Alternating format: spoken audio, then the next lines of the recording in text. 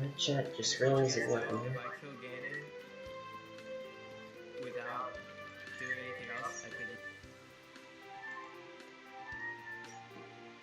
could. Okay, Chrome.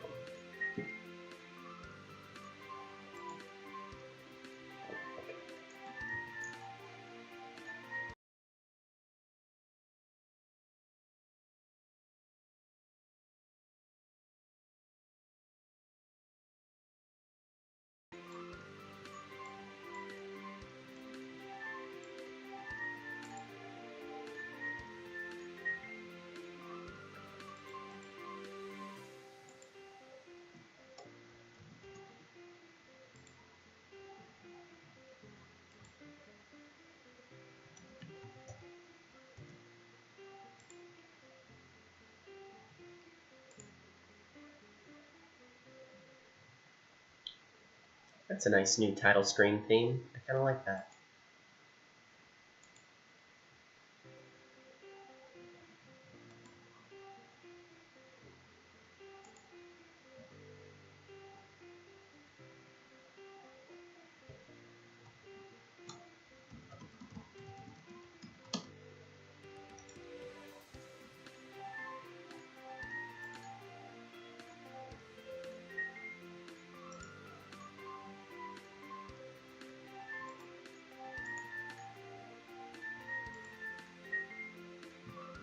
Okay. There's my mouse. Alright, there we go. Alright, I think we're ready to start. Still no one on the title screen, which kind of bothers me. Maybe as you do the routes, they show up more. Oh no, not here. Fuck. Okay, here we go. Load game. I almost loaded over that. Oh my god. Yes. There we go. Let's go. What's up? Okay, time to write this poem. Sunset. Hell yeah. Friends. Hell yeah. 2 for 2. Unstable. No, I knew that'd be your. Agonizing. Fuck. Passion. There we go. Covet. Fuck.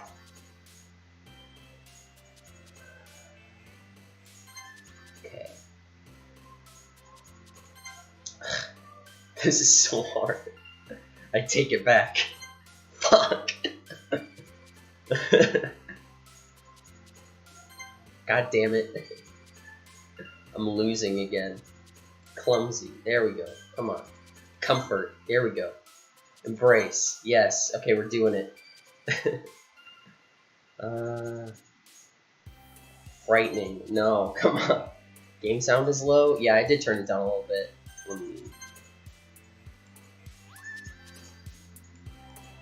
That should be fine. I'm back where it was. Joy. Treasure. Amazing. Tragedy.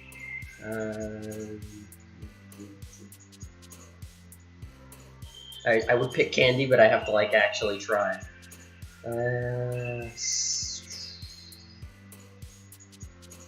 Heaven sent? Ah, Destiny. Fuck! Okay, that might have been Yuri. I wasn't counting. Hold on, wait, I'm gonna load. I'm gonna keep track, just in case. Because I actually wanna. Oh, fuck, the words reset, don't they? Yeah, the words do reset. God damn. Okay. Okay, 1. I have to get at least 10. 1. 2. Okay. 3. Okay. Okay, we got this time. Analysis. What the fuck? Peace. Tragedy. 4. Okay. Embrace. 5. There we go. Come on.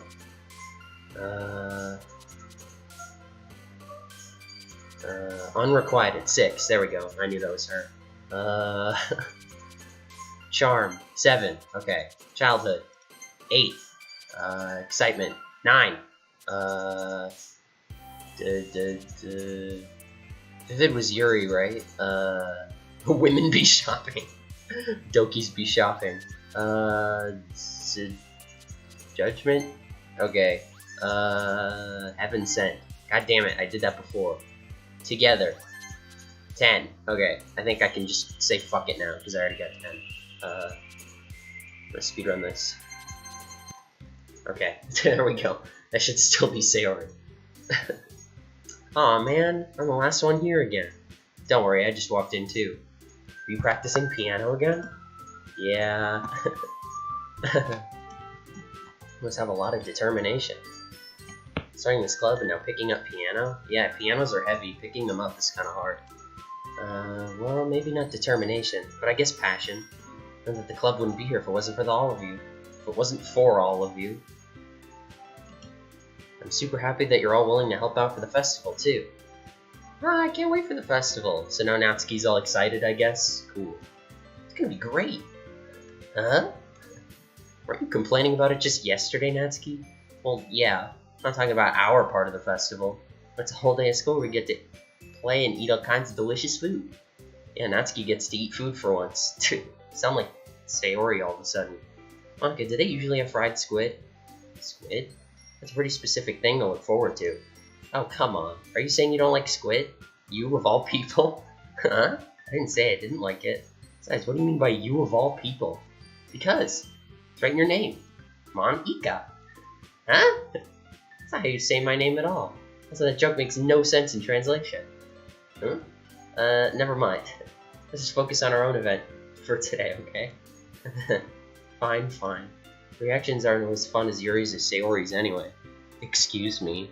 Where is Sayori anyway? Oh, there you are. Sayori's sitting at a desk at the corner of the room looking down at nothing. I walk over to her. Hey, Sayori.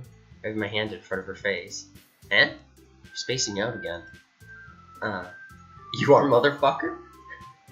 Sorry. Don't mind me. You can go talk to everyone else. Huh. Is everything alright? Of course. Why wouldn't it be? Feels like you're a little off. Sorry for assuming things. Jeez, you worry too much about me. I'm fine, see? Sarah shows me a big smile. Don't let me distract you from having fun with everyone. Oh, alright. If you say so.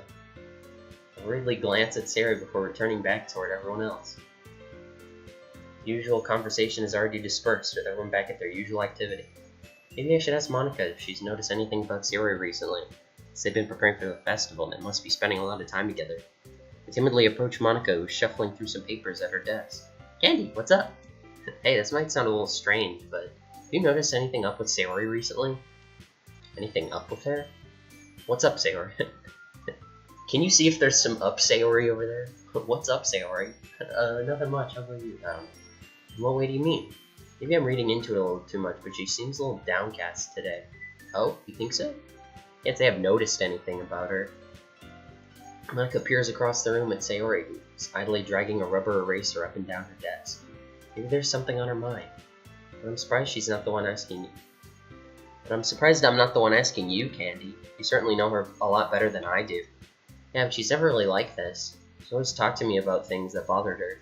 This time when I asked her, she was really dismissive. Sorry, I know it's not your problem. I just wanted to ask if you knew anything, so I'll drop it now. No. It's important to me too. I mean, I'm also friends with her. And I also care about the well-being of my club members, you know? Maybe I'll try talking to her myself. Huh? Are you sure about that? She seemed a little like she wanted to be left alone. Are you sure?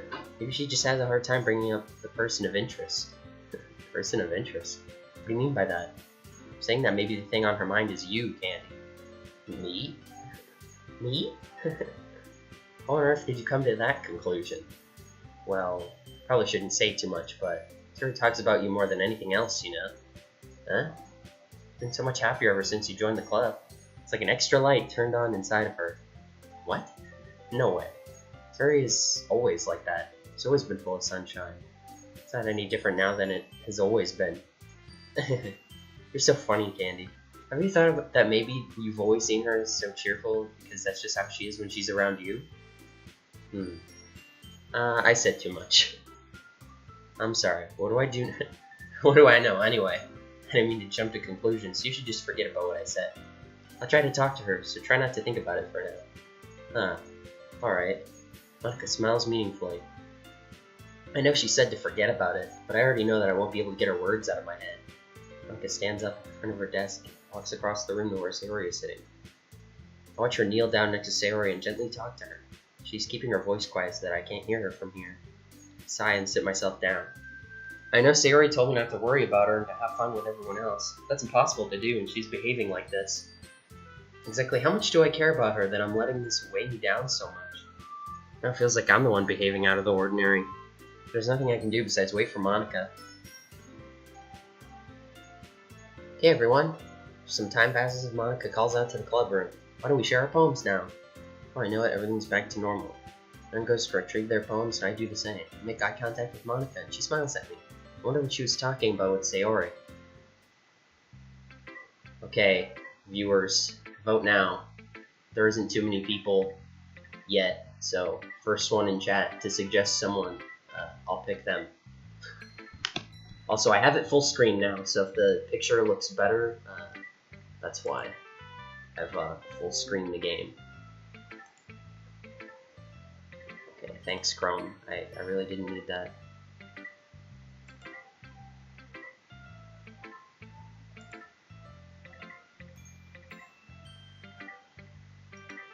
Okay, everyone.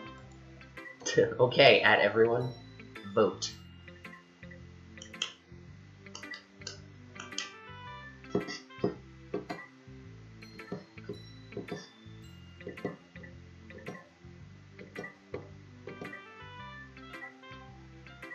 If I don't see anything in a bit, Sayori? Yeah, I figured. She'd probably just... Doesn't she leave? This is your best one so far. It's really, really nice, Candy. Thanks. So you've been a little quiet today. Is everything alright? Huh? Of course. Everything's fine. Maybe I'm just a little tired today.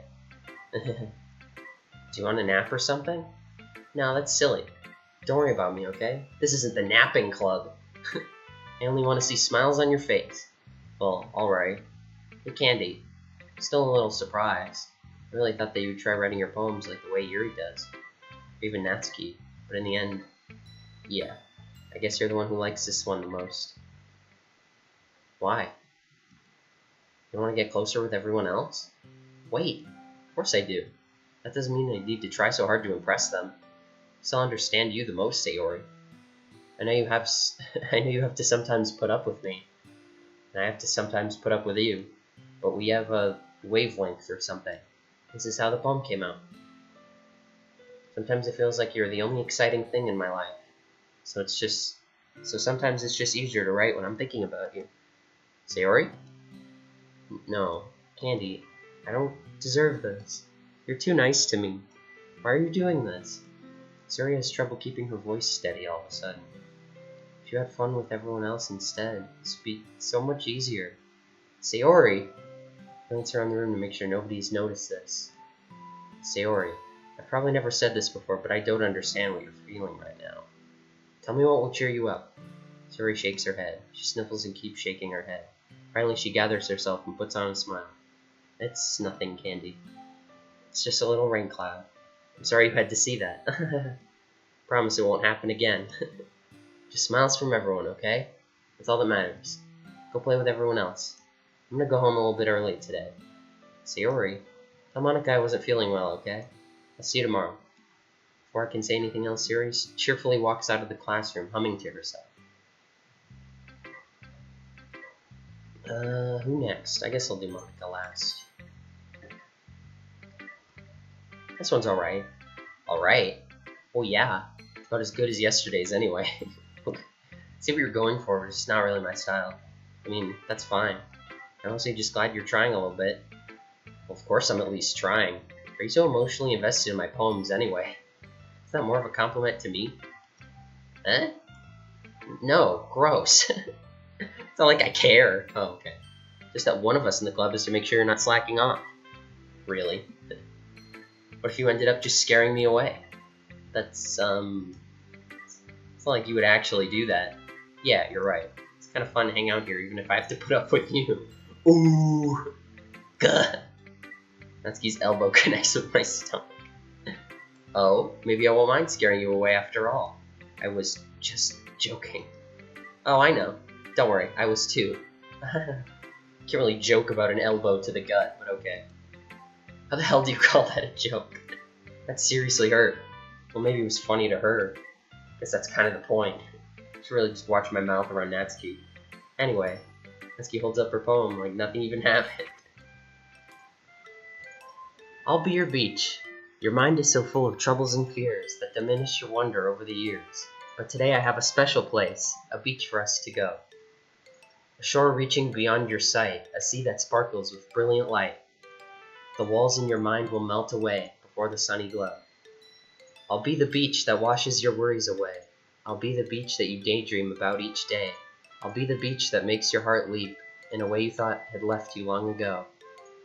Let's bury your heavy thoughts in a pile of sand, bathe in sunbeams and hold my hand. Wash your insecurities in the salty sea, and let me see you shine. Let's leave your memories in a footprint trail, set you free in my windy sail, and remember the reasons you're wonderful when you press your lips to mine. I'll be the beach that washes your worries away. I'll be the beach that you daydream about each day. I'll be the beach that makes your heart leap in a way you thought had left you long ago.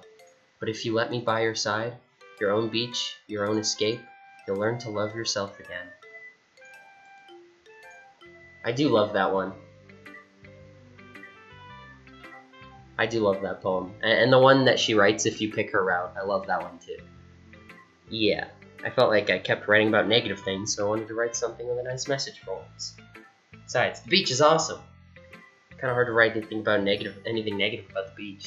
So you decided to write about the beach first and then came up with a message later? Yeah, well, only because of what happened yesterday. I mean, after Yuri and I realized we kind of wrote about the same thing. I wanted to pick a topic and have both of us write about it, or whatever. You can really see her doing that too. You just write about a simple topic and then trying to impress me by coming up with something all fancy.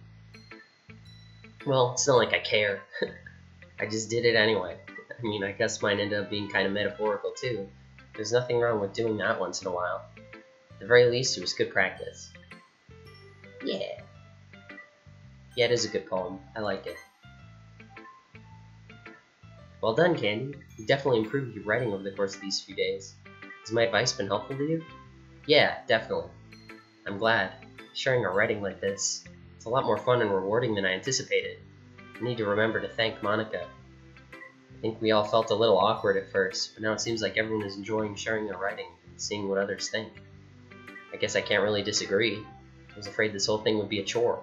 That's a great way to spend some personal time with all the girls in the club. Don't say that out loud. It's been fun getting to know everyone and their writing. I guess doing some writing myself. Well, have you learned anything about yourself, Candy? Eh? You know how I like to say that writing is a very personal way to get in touch with yourself. Yeah, in touch with yourself, alright. In the end, it doesn't matter if you're a good writer or a bad writer. Even my opinions are just opinions, you know? I always believe that's what most important is, exploring and discovering yourself. That's comforting. Kind of afraid of disappointing you in some way or another. Huh? Why me? You're always sophisticated with your writing and you have the most advice to share. Is that so? Yuri thinks for a good minute. That must be terrible. Huh? When you have become someone whose opinion is fearsome. How unlikable of me. Yuri, it's not as bad as you're making it sound in your head. I just meant that I respect your opinion. I see. Sorry, I always overthink and come to these sorts of conclusions. I'm just a little too used to it. Overthinking? Being disliked. Yuri. What am I saying? Sorry, I didn't mean to bring that up. Let's move on. Alright. Do you want to share your poem now? Okay, here. Beach. A marvel millions of years in the making, where the womb of Earth chaotically meets the surface, under a clear blue sky an expanse of bliss, but beneath gray rolling clouds an endless enigma. The easiest world to get lost in is one where everything can be found. One can only build a sandcastle where the sand is wet, but where the sand is wet the tide comes. Will it gently lick at your foundations until you give in? Or will a sudden wave send you crashing down in the blink of an eye? Either way, the outcome is the same, yet we still build sandcastles. I stand where the foam wraps around my ankles, where my toes squish into the sand. The salty air is therapeutic. The breeze is gentle, yet powerful. I sink my toes into the ultimate boundary line, tempted by the foamy tendrils. Turn back and abandon my peace to a road at the shore. Drift forward, and I return to Earth forevermore. I'm aware that the beach is kind of an inane thing to write about, and I did my best to take a metaphorical approach to it. Yeah, Natsuki already told me about it. She did?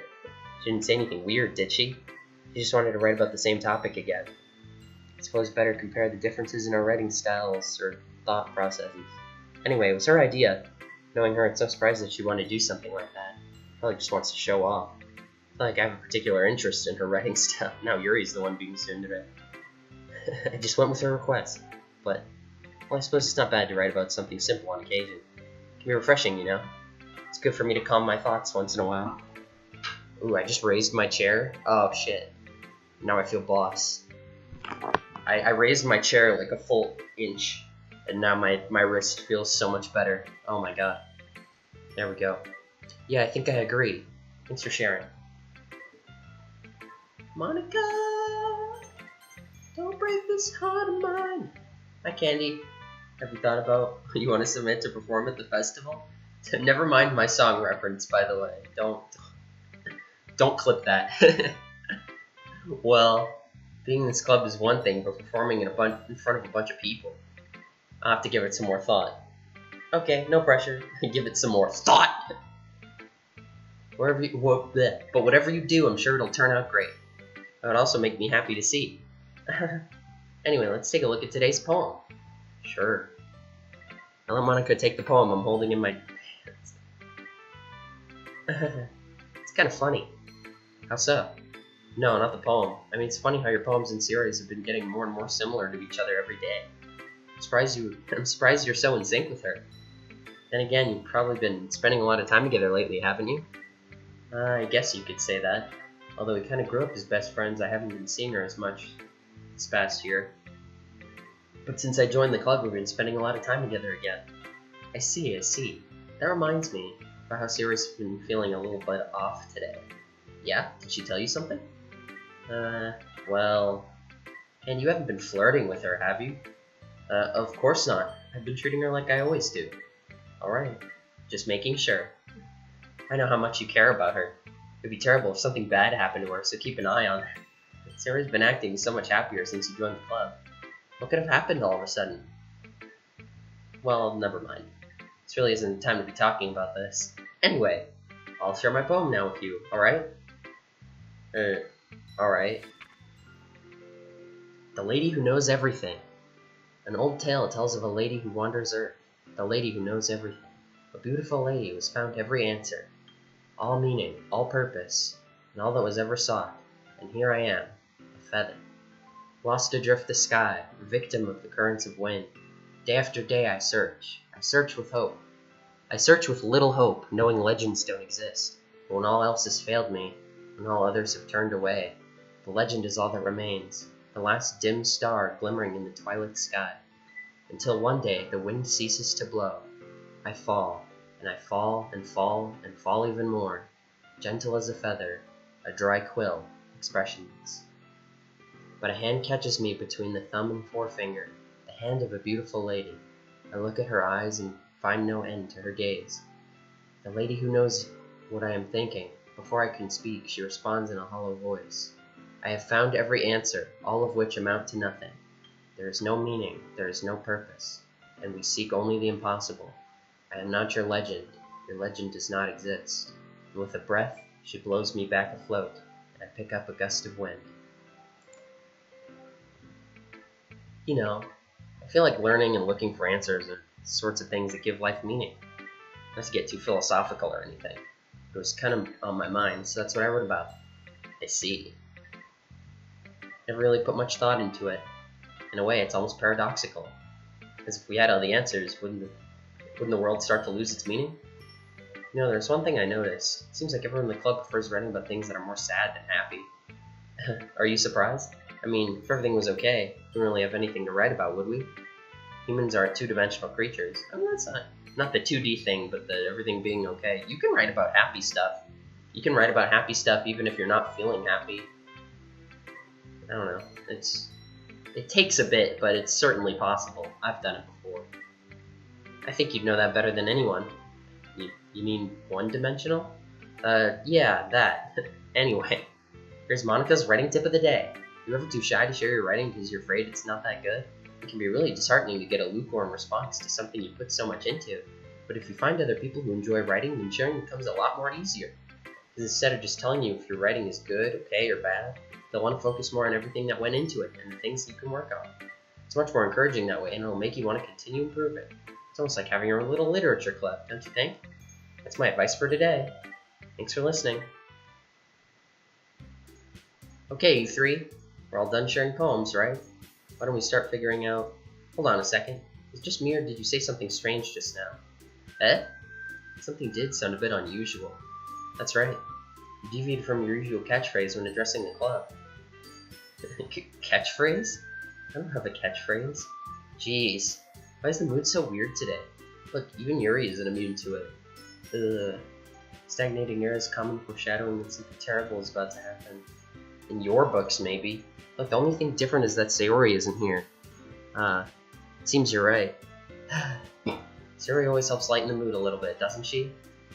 It's almost like everyone's balance is thrown off a little bit when she's not around. Where the heck did she run off to anyway? I thought she just went to pee. Natsuki, please show some decency. Oh, come on. She actually wasn't feeling too well and went home early. Is that so? She went home or... Hope she's alright. Seriously? All the times to not go home with her, you pick the time she's not feeling well? So much for you two being all lovey-dovey. No. First of all, stop misunderstanding my friendship with Sayori. Second, you've kind of been avoiding me today, so I didn't want to force it. Oh. A curious expression coming from Yuri, of all people? You calm down, guys. I talked to her earlier and everything's fine. What did she say? Anyway, we need to figure out the rest of the festival preparations, so...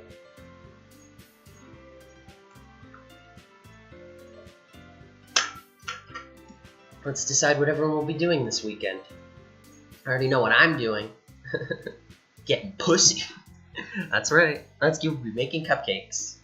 We might need a lot of them and different flavors. Can you handle that all by yourself, Natsuki? Challenge accepted. 2012 meme. And as for myself, I'm going to be printing and assembling the poetry pamphlets. Sarah will help me design them. And as for Yuri, you can, Guys, can you help me come up with something for Yuri? I'm useless. No! That's not it at all. You're the most talented person here, you know. Now Natsuki's pouting too. Jeez, I can tell now. Guess I never gave Sayori enough credit, but I can tell things are even harder on you when she's not around. That may be the case. But if I also can't be a leader on my own, then I won't grow as a person. So Yuri, you have beautiful handwriting, you know? You should make some banners and decorations to help set the atmosphere. Atmosphere? Food, water, atmosphere. About that. I love atmosphere. Yuri's expression suddenly changes as she stares into her desk and focuses and starts nodding to herself. What a loser. Your mind is already racing, I see. That's great. You're a wonderful help, Yuri. But anyway, that just leaves you, Candy, the one who is truly useless. God, don't say that. In fact, both Natsuki and Yuri have some pretty heavy tasks to handle. Probably go a long way to give one of them a hand. You'd always help me out as well. I'd be really appreciative of that. Is Monica suggesting to spend the weekend with one of my club members? How on earth are they going to respond to a suggestion like that? I suppose I wouldn't mind a little bit of help. Well, even if you don't know how to bake, there's always some dirty work I could give to you. It's not like Monica's going to give me a choice, and you shouldn't be sitting on your butt anyway. Natsuki tries to mumble a bunch of excuses like that. If I recall, Natsuki mentioned that you would like to handle the baking on your own. Candy may not like to be around if you only make him out to be a nuisance. So therefore, you may be more suited to assisting with the decorations. Hold on, I never said that. How hard could it be to make a few decorations anyway? It sounds more like you're just making an excuse for Candy to... What are you saying? It would be extremely meticulous work. And baking isn't? Just what do you think? Guys, let's settle down for a moment. Simmer down, y'all. In the end, I think it's up to Candy to decide how he'd like to contribute. Besides, he hasn't really got this chance to spend time with me yet, you know? So I'm sure he's interested in... You literally just said, I'm surprised as well. Sorry. I was just saying, though. Jeez. Can we just settle this already? Yeah. Candy, you're okay with this, right? In the end, it's up to you. Of course. Very well. In that case, everyone looks straight at me. Should I just pick one? I don't really feel like reading extra text boxes. I'll just go with... I usually go with Yuri anyway. I'll just pick Natsuki. Well, baking sounds like it could be fun. You guys made it sound like a lot of work, so we could probably use 2 people. Don't worry. Baking is a ton of fun. I'll definitely agree. Huh? Just a minute ago you were saying that? That's because... Never mind, okay? Well, anyway. You'll be fine by yourself, right, Yuri? Of course. I'm used to it after all. Aw. That's good. Even though Yuri's being melodramatic, it's a little hard not to feel bad. So that's everything, right? Anything else we need to talk about? No, I think that's it. You guys excited? Yes! Everything except the performance is gonna be awesome. I don't really think that counts. What about you, Candy? Me? I guess you could say I'm interested to see how it'll turn out. That's good enough for me. What about you, Yuri? Yuri? She's still sulking. Natsuki starts pouting too. She looks really sad. It's not that big of a deal or anything. Well, it might not just be that. I think that Yuri just might be feeling a little underappreciated in general. I'm gonna come up with something for her to do and then nobody offering to help. That doesn't mean... Natsuki glances back and forth with a worried expression. Look. Natsuki goes over and puts her hands down on Yuri's shoulders. Yuri, you really are the most talented one here. And you're going to help make the event a lot more fun and welcoming. I mean, the cupcakes will probably help a lot too. You're going to make the atmosphere special. That'll be really important for the way that people feel during the performances. So, you need to stop being dumb and give yourself a little more credit. Word. Natsuki releases her hands and turns around to face the other direction. You didn't really mean that, did you? Not really, but Yuri isn't the only one surprised. God, that's so mean. Say all that shit and you're like, God, no. Monica and I are also taken aback by Natsuki's words. Natsuki, of all people, saying such encouraging things. But I begin to understand. Natsuki was trying to sound like Sayori. Even if it didn't work perfectly, I could tell she tried to say something Sayori would say at a time like this. And Sayori always helps everyone smile and feel good about themselves. I'm sorry for being dumb. I'm going to do my best. All of us are going to make it a really great event. Yeah, same. Yeah. Let's see everyone do their best. Ganbate! But with that, there's nothing more for today, so I guess it's time for us to head out. Okay, but I'm staying here a bit longer. I rarely got to do any reading today, so... Fair enough, there's nothing wrong with that. Everyone packs up their things. I have to follow Monica and Yuri out the door as they chat between each other. Where are you going? Huh? Still need to figure out our plans for this weekend. You literally would have gone home and realized that you didn't even have a way to contact me. Oh, that's true. I have no idea how that slipped my mind. Jeez, good thing I stopped you. I'm giving you my number, okay? Better not make it weird or anything. Candy, don't you lose my number. Because you're not anywhere that she can find you. Why would I do that? Natsuki gives me her number. Okay. Coming over on Sunday. I'll bring all the ingredients. It's 1-800-BITCH. Wait, you're coming to my house? Well, yeah, what's wrong with that? I mean, I just figured that since I'm the one helping, I'd be going to your house. Yeah, right. Like I could have a guy over my house. My dad would kill me. Literally. Really? That's kind of strict if you ask me.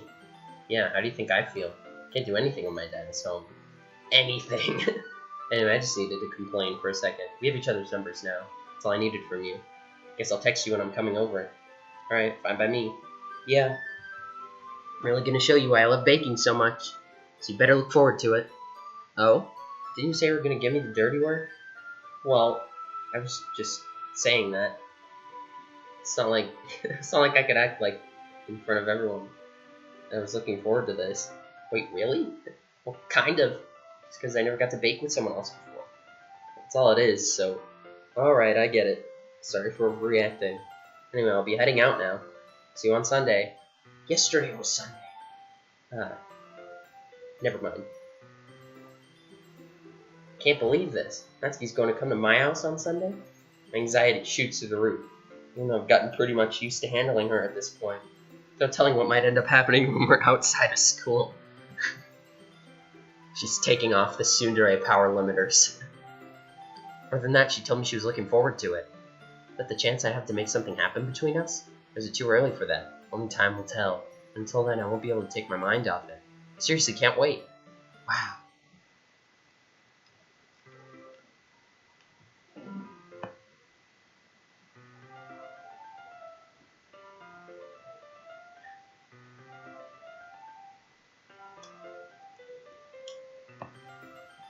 Oh, I'm a thirsty little boy.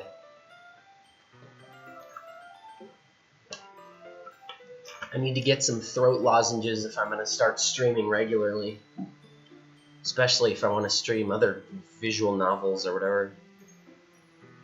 I'm getting increasingly anxious about Natsuki's upcoming visit. I keep telling myself there's no reason to be nervous, but it doesn't help much. I wonder if she'll act any different when it's just the two of us. Meanwhile, she's been texting me a lot. We sent each other one after exchanging numbers to double check, but it turned into conversation. She's almost a completely different person on the phone, using tons of emoji and cute language. She also really likes complaining about things, but I kind of saw that one coming. Same. Putting Natsuki aside, I haven't heard a thing from Sayori since she left the club early the other day. It's not like we text each other all the time or anything. But I've been worried about her in the back of my mind. Between what Sayori said and what Monica said, is it really okay for me to put Sayori's feelings aside when she might need me? I decide to visit Sayori before Natsuki comes over. Rather than asking, I simply tell her I'm coming over, much like we've done in the past. See, Sayori's house looks kind of nice. She has like that balcony and that outdoor area thing. It looks pretty cool. Once I reach Sayori's house, I knock on the door before entering it myself. Again, we used to play so often that we made it a habit of simply entering each other's houses like we were family. The house is quiet. Sayori isn't anywhere on the first floor, so I assume she's up in her room. It's already strange of her not to run down and greet me. I head out to the bedroom where I finally find her. Sayori? Hi, Candy. I sit down in her room. Sayori forces a smile, but it's easy to tell that she's different. It's a minute of silence between us. You haven't come over like this in a long time, have you? I guess you're right. It has been a long time. Not much has really changed, has it? Sayori's room is always as messy as it has always been. Blah, blah. I also recognize the same stuffed animals and wall decorations that she's had for years now. If you came over a little more often, it wouldn't be such a mess. It's because I end up cleaning it for you. How come you so suddenly wanted to come over today? Are you supposed to see Natsuki today? Yeah, but wait, how'd you know that? It's already left by the time we decided that last meeting. Monica told me. It's only natural to keep me informed about the festival preparations, right? Ah, that's true. What about you? Aren't you going to be helping Monica today? Of course. I'm just helping her online. We didn't plan to meet up or anything. Ah, so it's just me and Natsuki then. Yep. More silence between us. Sayori stares in a random direction. Everything about her behavior seems really uncharacteristic. I finally get to the point. I just wanted to see how you were doing. After you left on Friday. When something's wrong, you can't hide it from me. I know you too well. So, Sayori smiles, shaking her head. That's no good, Candy. Eh? Why can't it just be like it's always been? This is all my fault. If I didn't get so weak and accidentally express my feelings.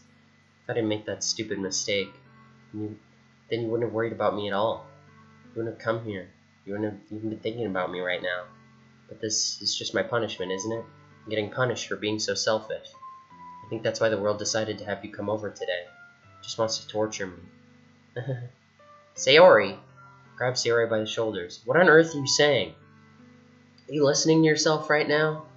I know something's happened to you. There's no other explanation for you to be like this. Just tell me already. Until I know, I won't be able to stop thinking about it. Sayori gives me an empty smile. You really put me in a trap, Candy. But you're wrong. Nothing happened to me. I've always been like this. You're just seeing it for the first time. Seeing what? What are you talking about, Sayori? You're just gonna make me say it, aren't you, Candy? Guess I have no choice this time. Thing is, I've had really bad depression my whole life. Did you know that? Why do you think I'm late to school every day? Because most days I can't even find a reason to get out of bed. What reason is there to do anything when I fully know how worthless I am? Why go to school? Why eat? Why make friends? Why make other people put their energy in caring to waste by having them spend it on me? That's what it feels like. That's why I want to make everyone happy, without everyone worrying about me. I'm in shock. I can't even figure out how to respond. How is it possible that Sayori kept this from me the entire time that I've known her? Did she really want so badly for me to just not think about her? Why, Sayori? Eh? Why is it that you never told me about this? It almost feels like I've been betrayed as your close friend. Because if I knew, I would have done everything I could to support you. Even if there's only so much that I could do, I would have tried a little bit harder to make every day a little better for you. That's why I'm your friend. All you had to do was tell me. You don't understand at all, Candy. Why do you think I didn't tell you? Because if I told you, then you'd have to waste effort caring about me instead of doing important things. I don't want to be cared about. It's bittersweet when people try to care about me. It feels nice sometimes, but it also feels like a bat swung against my head. Oh, that explains that Costanza meme, huh? Yeah. Speaking of which, Colonel Costanza in chat. That's pretty good timing, actually. Holy shit. That's really funny. That's why I wanted so badly for you to make friends with everyone else. Helping everyone be happy together is the best thing for me. But then I discovered something else, too. Seeing you make friends and get closer with everyone in the club feels like a spear going through my heart. So that's why I decided the world wants to just torture me. Every path leads to nothing but hurt. You're right that I don't understand. I don't understand your feelings at all, Sayori. But I don't need to understand. Whatever it takes for me to help you stop hurting, that's what I'll do. No, Candy. There's nothing. Nothing at all. The only thing that could have helped is if everything could be like it always was. But I was selfish. I finally showed you what a horrible person I am. Tears streaked down Sayori's face. I made you join the literature club because I was selfish, and I was punished by my heart hurting in a way that I couldn't understand. Now you came here and I made you hurt too. I'm just weak and selfish. That's all I am. That's why I'm going to accept these punishments, because I deserve every last one. Without thinking, I once again grabbed Sayori's shoulders. This time I pull her into a tight embrace. Candy, Sayori, I don't care if you feel selfish. I'm really happy that you convinced me to join the club. Seeing you every day makes it worthwhile enough. If I make friends with everyone else, then that's just a bonus. Please never underestimate how much I care about you. I wouldn't have it any other way. Candy. Sayori isn't hugging me back. Despite my arms being wrapped around her, Sayori's arms remain at her sides. She starts sobbing next to my ear. No, don't do this to me. Please don't do this. Candy. Sayori barely manages to speak between her sobs. I don't know if I'm doing the right thing. All I want is for her to know that I care. If you have it in you to call yourself selfish, then you'll have to let me be selfish too. No matter what it takes, I'll figure out what needs to change. Make these feelings go away. And if there's anything you need me to do, then you better tell me. I'll get mad if you don't. I don't know. I don't know. I don't know. Gently, Sayori finally starts putting her arms around me in return. I don't know anything. It's all really scary. I don't understand any of my feelings, Candy. The only time I'm not feeling nothing is when I'm feeling pain. But your hugs are so warm. That's really scary too. Sayori lets me go. As she does so, I let her go as well. Festival's tomorrow. Yeah. It's gonna be fun, right? Yeah. How would you like for me to spend it all with you? It's what I want. I promise. I think that would be nice then. Yeah. Sayori wipes her eyes. If I could spend the whole day here, I would. Oh, if I could spend the whole day here, I would. Okay. Hug illustration DLC costs extra. Buy the Rumble pack to feel the hug. Maybe I should cancel. No, don't. Please don't. If you did that, then I really wouldn't forgive you. But it's almost time for Natsuki to meet me at my house. At the very least, do you want to come along and help out? It'd be fun. To my surprise, Sayori shakes her head. I'm sorry. I don't know if that'd be very good for me today. You understand, right? It's kind of hard for me to fully understand, but I'm trying my hardest. It's okay. Just don't worry too much about it. See you tomorrow, okay? Alright. I look forward to it. Candy, wait. As I'm about to leave, she calls out to me. Her voice shows how conflicted she is. Oh, is this new? I feel like this is new. Please, don't go. I'm so scared, but I don't want things to change. I don't want to lose you, but I don't want you to be a part of this. I don't want to waste your time. Sayori, I look her in the eyes and smile to reassure her that I'm here to stay. Even if my brain needs time to realize that Sayori, my closest friend, has been keeping something like this from me for all these years. I know that there's no reason to shut myself in my room. Maybe if I stay with you for a while, I can process the information better. You don't need to worry. Let's take things slow. Candy? I don't know how to react. I don't know much about depression, but I do know you're my best friend. Yeah, this is new stuff, I'm pretty sure.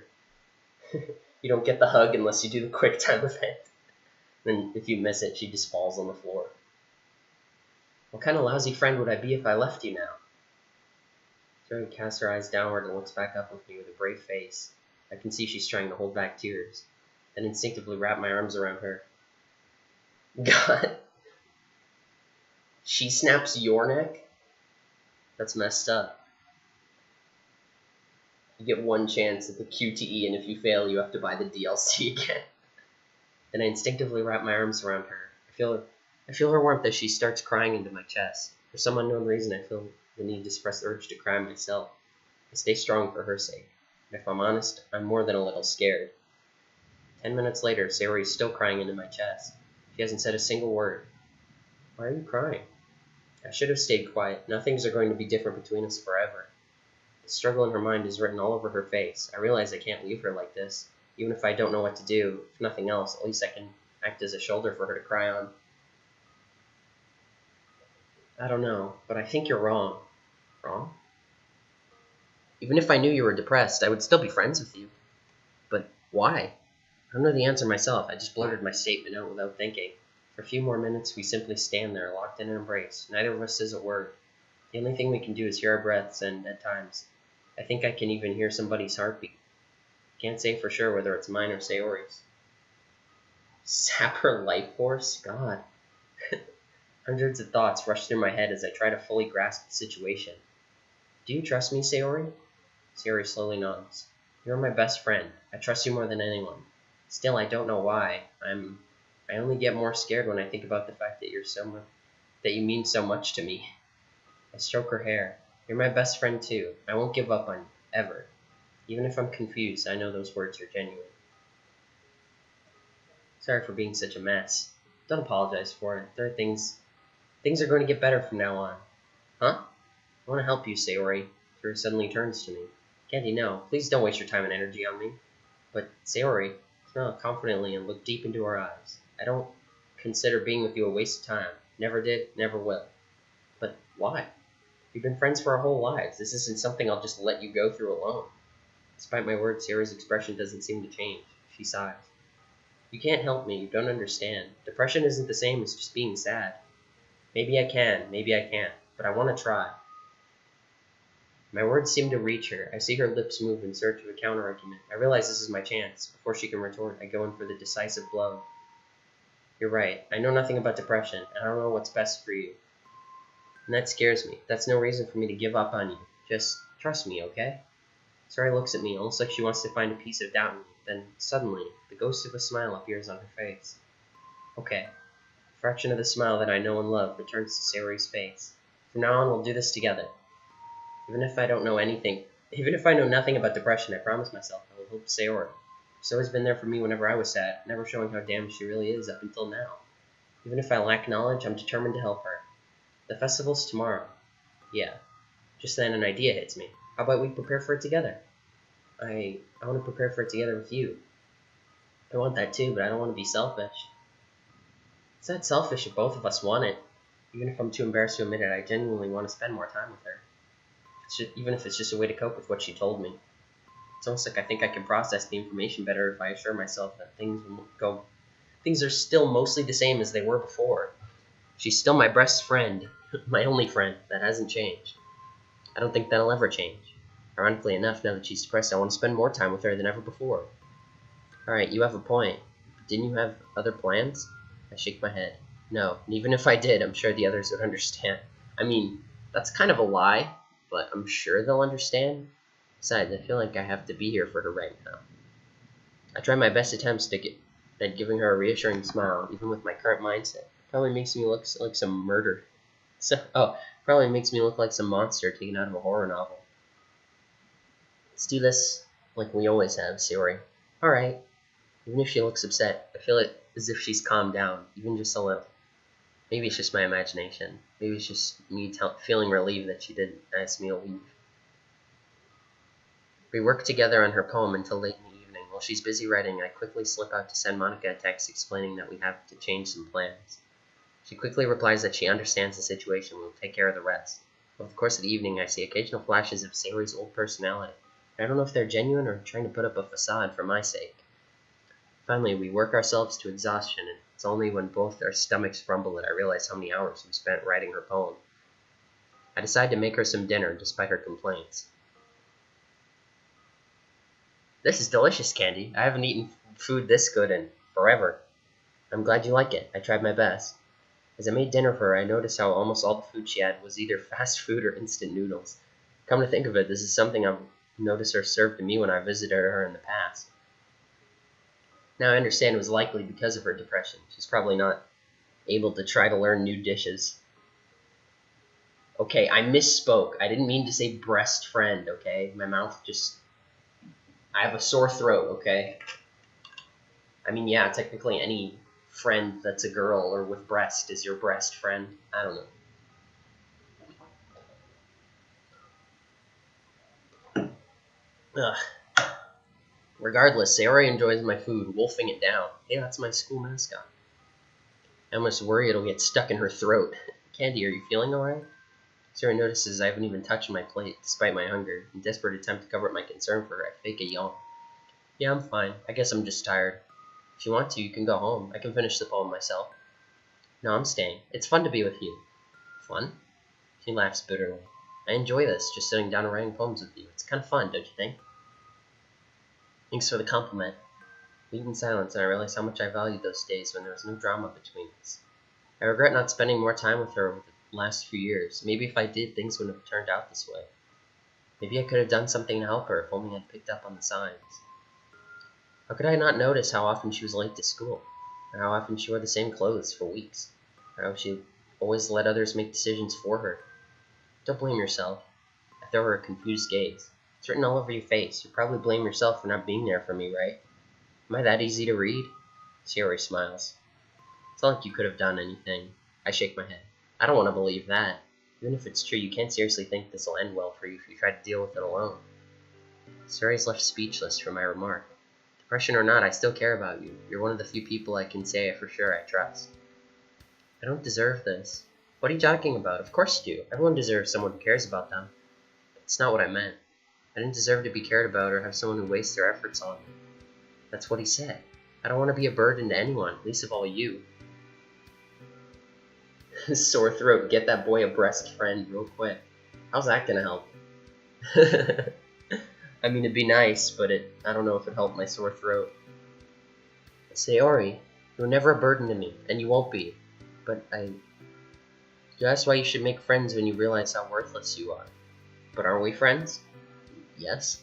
When you call yourself worthless, how do you think I feel? Of course it makes you feel bad, which is why I never talk about it.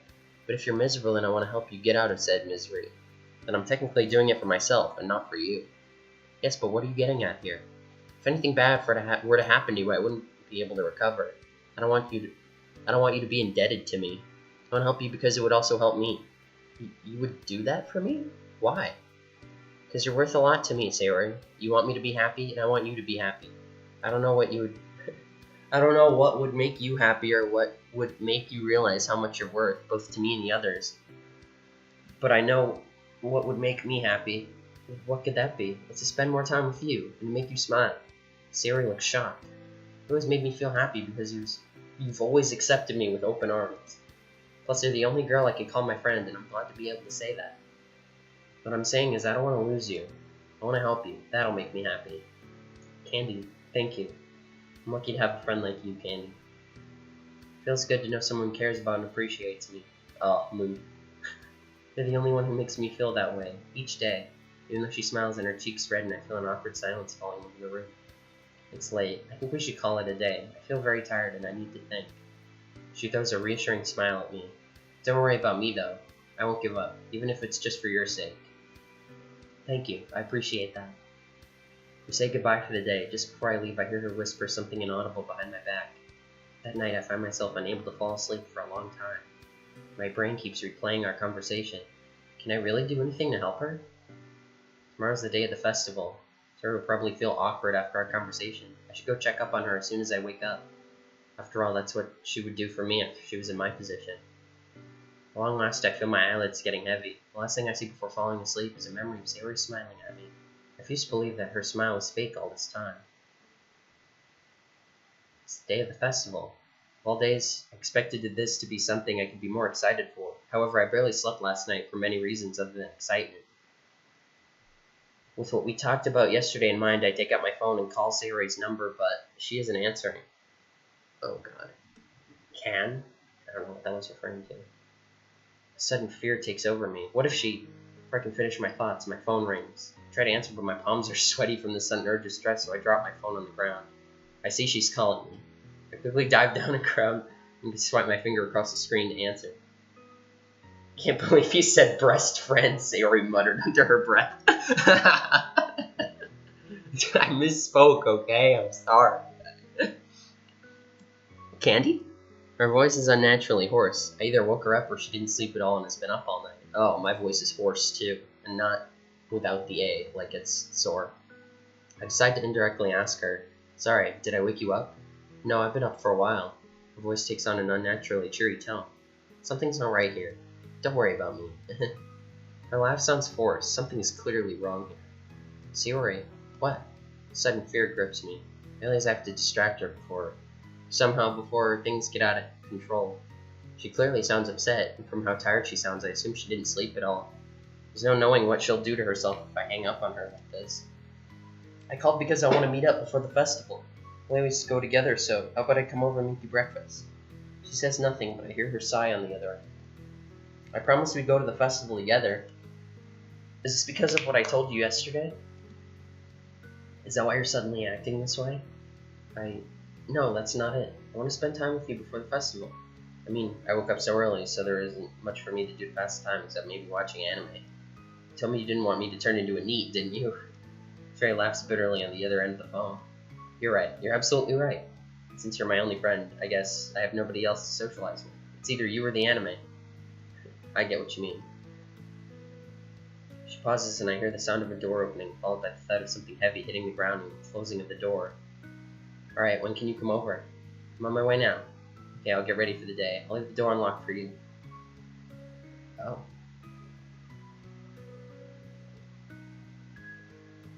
Sayori, have you been to the farm lately? Because you sound a little hoarse. Good one, dude. Wow, those living room CGs were pretty nice for 2 seconds. I hang up and run out the door as fast as my legs can take me. I don't even care about closing my door to bother looking at the road. My heart threatening to smash my chest, I make a beeline for her house, and I feel black dots clouding my vision by the time I arrive. Panting heavily, I open the door. She really did leave it unlocked. As soon as I enter, I hear the sound of the shower running. One of the sounds I just heard from the phone call ended. I rush up to her room. I've watched too much anime to know where this could potentially lead. What? However, I don't care. I think back. I heard the sound of the door opening. Judging by how the sound I heard afterwards, it had to be the room with a wooden floor. That would mean... I mentally asked her to forgive me for opening her closet and run my hands down the mountain of unorganized clothes. Perhaps the sound was just my imagination? For a few minutes, I feel nothing as I dig deeper into the pile. I'm about to give up when a hand suddenly feels something hard and uneven underneath them.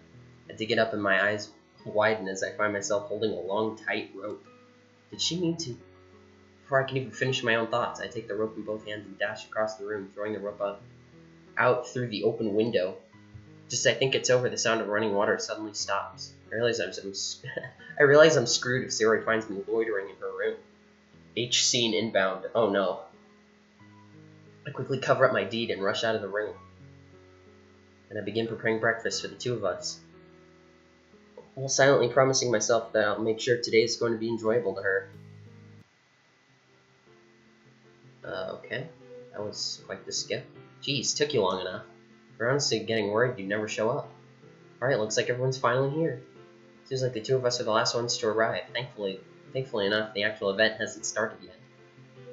Sorry, I kind of forgot to write my own poem during the weekend. You're a dick. This is nice. Will we actually get like a festival scene?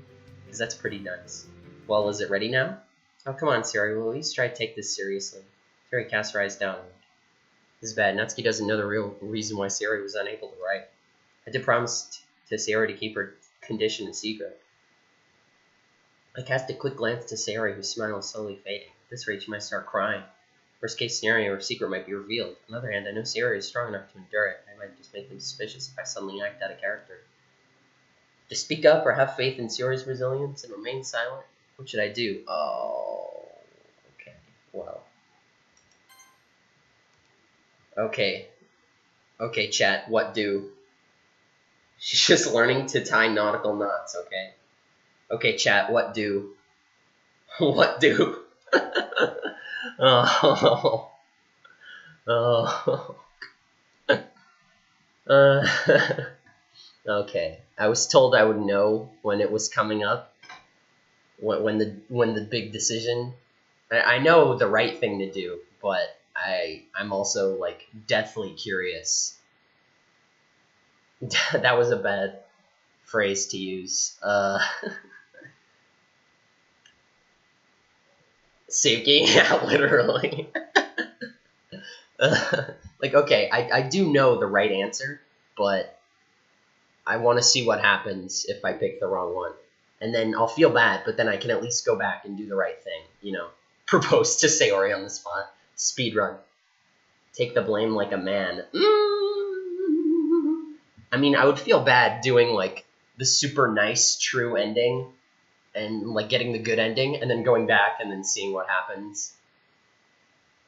I don't know. I guess that's more of a way of seeing, like, oh, this is what could have happened if you fucked up, and then doing the bad thing first, and then doing the good one just feels like, oh, never mind, that didn't happen. I didn't make that mistake. You know, it seems kind of cheap. Take the blame? Yeah, I figure. Okay, well, I'll go back later. If we finish, I'll go back and I'll pick the other option. But for now, I will take the blame. I shake my head and look Natsuki dead in the eyes. Stop it, Natsuki. Sayori's not at fault here. Candy? I quickly throw Sayori a stern look to tell her to just play along. She nods, and I briefly see the gratitude in her eyes. The reason we're late is because Sayori had to help me write my poem. What? You didn't write one either? Not either. Sayori did write a poem. She had one ready since Friday. I nudge her with my shoulder and wink at her. Of course, she would lie to keep me from appearing in a bad light. I see. Candy, why? I told you not to tell them. I shrug. I have a conscience too, you know. I can't let my friend take the fall for me. It's about time I started taking responsibility for my actions. I see. I'm sorry, Sayori. Sayori smiles a radiant smile. Oh, no harm done. I shouldn't have lied in the first place. Natsuki shoots me a frustrated glare. And you, stop being lazy and contribute. You're in the club? Or did you just join because there are tons of cute girls here? Yeah, a bunch of cute girls. And Natsuki, okay? Jeez. Sayori turns her heel and leaves while muttering something inaudible. Anyway, may I see the poem? Oh, yes, of course. Here you go. She hands Monica the envelope containing the poem. You two writing a poem together. Aren't you two cute? What? I notice Sayori's cheeks taking on a rosy sheen. What's odd, however, is that for some reason my face feels very hot. For a few seconds, I feel slightly lightheaded. We're not, why would you say that? Hey, I know more than you think. Wink! Having said that, Monica opens the envelope and leaves us alone. I don't need to look at Sayori's direction to know if she's looking at me.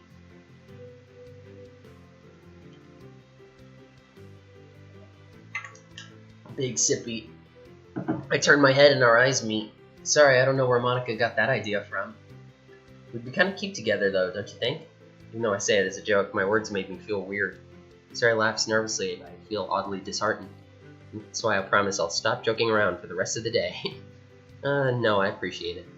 She sighs and sits down on an empty table. The fact that you even joke about it is funny. I sit down next to her and take her left hand in my right hand. Her hands are small, warm, and clammy. I'm sorry, I didn't mean it like that, Sayori. Wouldn't clammy imply cold? Like sweaty, kinda? Like, my hands are kind of clammy, you know? They're like, I don't know. If the joke was for any reason, it was the idea of me ever finding a girlfriend is downright hilarious. Don't say that. I'm sure you'll find an amazing girl who'd love you one day. Let's become a NEET, that is. I promise, once things settle down, I'll help you find someone. I want you to be happy. You deserve it so much. You also deserve happiness, Sayori. Kira smiles a sad smile. The others will get more suspicious if we just sit around here. Let's go and be useful to them, so they leave us alone. Okay. I let go of her hand and we join the others in preparation for the festival event. As I work on hanging up the decorations, I can't help but notice I'm strangely distracted. I don't know why, but I can't shake this feeling of uncertainty that has taken over me. Even so, I don't have time to think about it too much right now. If I think about it, it's time for the festival. It seems we've attracted quite the crowd. I notice I'm slightly more anxious as I step up and stand next to Sayori. I throw a quick look at her face and see a nervous yet gentle smile. The whole room is silent with the exception of a few whispers from the audience. And before long, Monika's voice breaks the silence. Get bigger hands? You can't just buy new hands. Okay everyone, it's time to read poems. We'll start by having the members of the literature club read their wonderful selections first. She turns to Sayori. If you wouldn't mind, could you go first, Sayori? Right, I'll try my best. Give a warm applause to the vice president of our club. Ah, this is nice. As soon as the applause ends, Sayori stands up to the podium and reads her poem aloud. The poem she chooses is one that I've never read before. Oh, this is nice! Oh, I've never seen this before. White Lily. Someplace far away in a wasteland where no man has gone before. In a land where rain and sun's conflict lies at the core. In a land ruled by rainbows, a single white lily grows. Selfishly dreaming to spread joy, even if it meant her devastation.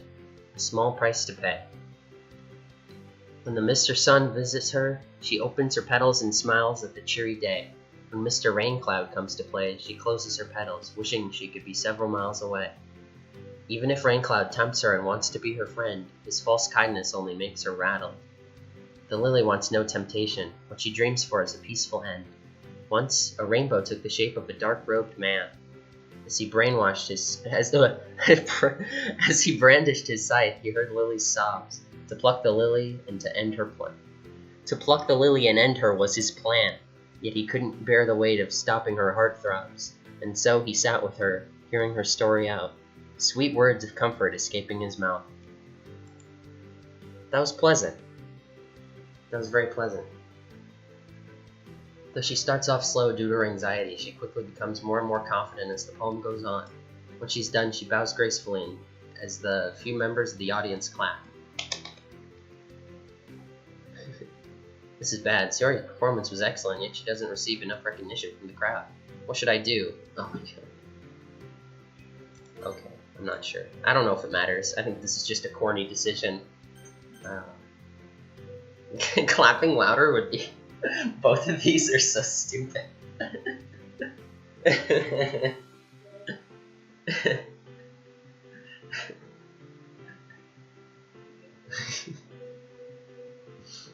Clap louder than the others, then you just kind of look like yell bravo.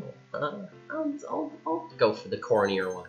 Yell bravo. Jump up and whistle before yelling bravo at the top of my lungs. It seems to catch the crowd's attention. Or it might just be because they're staring at the guy who's making himself look like a fool.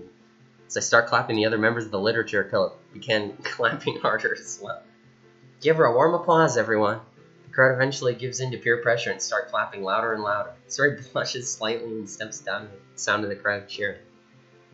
Even if she says nothing, I can tell she's feeling grateful for me stepping in. QTE, literally. Thank you for that great poem, Sayori. Next up is... Before Monika can finish, Sayori runs up to the podium, tightly clutching her poem, avoiding eye contact with the audience. And she reads her poem aloud. Sayori's performance was splendid. It showed me a side of her that I've never seen before. No sooner had she started reading the poem than her voice became filled with confidence, like she owned the room. She was met with even louder cheers than Sayori's performance did. Soon after, she was followed by Monika and Natsuki. Before they started reading, it was clear Monika was the highlight of the show. She was met with deafening cheers before she even read her poem, which turned out to be an amazing piece of work. Monika's a piece of work, if you know what I'm saying. Finally, it was my turn. Oh boy. As the only guy in the literature club, I feel pressured to put on a good show. It's only when I look on the crowd that I notice most of the audience are guys from my last year. Or guys from my year. They look at me like I'm a weird, sup. There are a few guys from my class whispering amongst themselves. I know the rumors will be inevitable. Part of me wants to just step down and leave. It'd be less of an embarrassment to me if I did. However, just as I start hesitating, I hear a girl's voice cheering me on. I look down and see Sayori smiling at me. You can do this, Candy. I believe in you. I have to do this for her. I have to put on a good performance, not to please them, but to make her happy. I take a deep breath to swallow my anxiety and read my poem. It's a lot of questionable quality compared to the rest, and I'm met with the coldest reception of the entire club. Barely anyone applauds me, and I hear one or two guys booing me. Jeez. They tell me to stop writing since my poem is terrible. Even though I'm used to being treated like a joke by my classmates, hearing them insult is more of hearing them insult me hurts me a little more than usual. There we go. Give him a round of applause, everyone. He did great. Not even Monica convinced the crowd to give as much as a single clap in my direction. Jeez. Just then I hear someone clapping loudly. I turn my head to see Sayori. Sayori? You did so great, Candy. I'm proud of you. What is she doing? Sayori turns to face the crowd. If not for Candy, I wouldn't have been able to read my poem. It'd never be finished. Candy is a great person and friend. He chose to help me with my poem, even if it meant his would have glaring flaws. Sayori beams with a bright smile before facing the crowd again. So please, give him credit where credit is due. I hear the crowd muttering against himself again. Before I know it, a few of them start clapping. A few seconds, the whole audience, with the exception of a few people, applauds me. Look at Sayori, who blushes slightly. What is this that I feel? It's like my entire body is heating up to painful levels. I can't take this. I feel more embarrassed than I've ever been in my life. I need to get out of here. Before anyone can stop me, I take my awful poem and dash out of the room. My performance was a complete disaster. I don't remember the last time I was this embarrassed in my entire life. I made a fool of myself. The literature club messed up in front of Sayori. This sucks. I feel like punching a wall in frustration. All the days when I wanted to impress her. All the days when I didn't want it to look like a big dork in front of Sayori. Of course I had to mess up today. On top of that, my classmates saw me screw up. I'm sure this is going to have consequences for me. I start walking aimlessly down the corridor, keeping my head low and my hands in my pockets. The pleasant smell of various food stands invades my nostrils, but I don't feel tempted to stop and check them out. I just want to get out of here, go home, and forget about screwing up like this. My phone vibrates as I walk. For a second, I stop to check it and see that Sayori sent me a message. Damn it! She's probably panicking right now, but I feel I can't go back. Everyone will just point at me and laugh. I put my phone back in my pocket and start walking faster than before. Just then I hear the sound of someone running behind me. I don't care to look over my shoulder and start running as well. I soon see the door to the schoolyard in front of me. At this rate Ow! Crash into the side of one of the food stands and collapse on the floor like a downed tree. Great, just great. As I slowly open up my eyes, I look up to see the faces of several second-year students. I can tell they're trying really hard to suppress their laughter. Suddenly one of them leaps out of the way and I see a familiar face look down on me, with a concerned look on her face. Sayori. Candy, are you alright? That looked like it really hurt. She reaches out to me. I take her hand and get up. Then I glance at the small crowd of students who had gathered around me. Show's over. Let me through. The crowd slowly disperses while I hear them muttering something about me being a clumsy idiot. Still feeling a little dizzy, I look over at Sayori. You ran too fast. I tried to warn you not to run like that. Her voice filled with genuine concern. It made me feel guilty that I made her worry like that.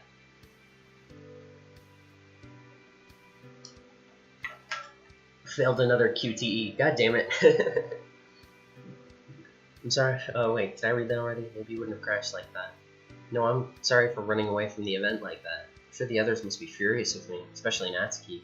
For I know she wraps her arms around me and hugs me tightly. Don't worry about it. I'm sure they'll understand that. Before she can continue, some female students pass by us, wolfless, calling us a dorky couple. We break apart and I feel my cheeks redden from the embarrassment. I feel tempted to correct them that we're not a couple, but I know that only make things worse. Let's ditch these guys. My head hurts. Alright, the cheery voice I've known all these years returns. Oh, I know a great place today. They won't disturb us. I try to walk, but it feels like the whole room is spinning. As a result, I'm forced to lean on her for support as she leads the way to the schoolyard. Oh, this is nice. This reminds me of the one from Love Live Sunshine, the schoolyard. Should have clapped louder. Yeah, this school is full of assholes. This schoolyard looks like Uranohoshi from Love Live. I look around and notice there's very few students present. As soon as I sit down, Sayori runs her fingers along my forehead to look for bruises. Hey, I'm becoming a unicorn too. You know I'll always worry. Anyway, it doesn't look like you've hurt yourself too bad. She breathes a sigh of relief and sits down next to me. I feel her staring at me, and soon I turn my eyes toward her, gazing into her eyes. Neither of us speaks a word for a while. All I can hear is the chatter of students and the rustle of the leaves in the wind. Too many thoughts run through my head. Soon enough, Sayori becomes self-conscious from my gaze and looks down, blushing lightly. I respond by looking down as well. Now this is some new-ass music too, huh? Sorry. About what? I don't know. I guess I made you uncomfortable. Don't worry about it. I think it's fun spending time with you. Sayori's smile fades all of a sudden. I wish things could go back to how they were before. Before I realize what I'm doing, I put my left arm around her shoulder. An upward tension arises between us, but Sayori doesn't push me away. Instead, I see a weak, hollow smirk forming on her lips. I don't want that. Sayori looks at me again, saying nothing. We can never go back to how things were before, but we can make new, happy memories together. As long as we stick together, we'll find a way. Sayori tries to say something, but shakes her head and sighs. And all of a sudden, she starts laughing. I sigh. Oh, come on, what I'm saying isn't that ridiculous. Sayori shakes her head. Is that all she can do now? Sorry, I didn't mean it that way. It's just, seeing you so optimistic and trying to cheer me up, it feels so surreal. Aw, come on, am I usually that negative? She chuckles again. Thank you, Candy. You somehow know how to make me feel appreciated. Ditto, Sayori. Ditto! I still need to catch a Ditto in a Pokemon Go. Her legs drill into the earth in order to get down on my level. Jeez. Her laughter dies down and her face makes a serious look. I notice her moving a little closer to me. Sayori? Yes? Do you trust me? I do. Good. Because I want you to trust me that I want to help you. I spent a lot of time thinking last night. I pull her a little closer. She doesn't resist. I want you to be happy. She shakes her head and looks away. Please, I'm not done. I take a deep breath and gather my courage. She needs to know. I don't want you to deal with this alone. That's not my only reason. I want to spend more time with you. After a long pause, Sayori's eyes become more filled with tears and she rests her head on my shoulder. I guess I'm selfish or something, but I feel the same way. What? She wipes her tears away and continues in a slightly dazed tone. It'd make me happy if I could be with you more often. I feel my cheeks redden. Upon realizing what she just said, she blushes as well. Wait, I didn't mean it like that. Yeah, I know. She lowers her voice down to a whisper. You're the only one I can trust enough to tell anyone about this. To tell about any of this. I take a moment to process what she just told me. I have one question, Sayori. Why me? She purses her lips and tries to find an answer, but ends up shaking her head. I don't know. Maybe it's because you're the protagonist, and because I have to. I don't know. I just feel deep down that you won't take advantage of me. The way you always make me smile, even when I'm sad, even when I feel like I'm worthless. I notice her voice breaking and quickly looking at her face to see tears forming in her eyes. I brush away the tears and give her a reassuring smile. Tension between us is making it hard for me to breathe. Don't worry, please continue. I'm here for you, Sayori. If it helps, you make me feel the same way. I trust you because you're the only person who doesn't think of me as a joke.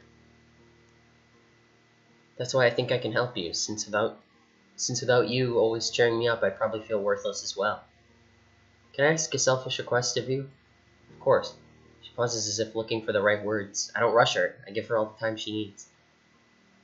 Is it okay with you if we do more together? I mean, I understand if you have better things to do. I want that too. Great. She hesitates for a moment. If you want to ask the others, then that's fine too. No, I want to spend more time with only you. It'd make me happy. Okay, if you say it'll make you happy, then I believe you. No sooner does she finish saying that than she lets out a loud yawn. I look at her and notice the bags under her eyes. Sayori, how much did you sleep last night? I got enough sleep. How much exactly? Okay, I know it's no use lying to you. I couldn't sleep. I was afraid of what it'd mean for me now that I've told you about my condition. How about this then? We can already start spending more time together, but only after you've rested. It's no use, I only feel the rain clouds going away when I'm with you. Since I know this isn't a dream I can just wake up from to find that I've lost you. I smiled bitterly. Okay then, you can rest here. Use me as a pillow. You just said she wouldn't use you, and now you're telling her to use you? That's pretty hypocritical. Is this some lap pillow shenanigans? This is pretty not safe for work. This is pretty lewd, dude.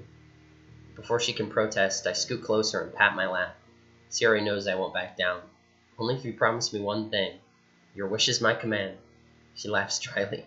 Don't disappear while I sleep. Please don't be a dream. I promise you, Sayori. I'll be here when you wake up, and when you do, I'll take you someplace fun.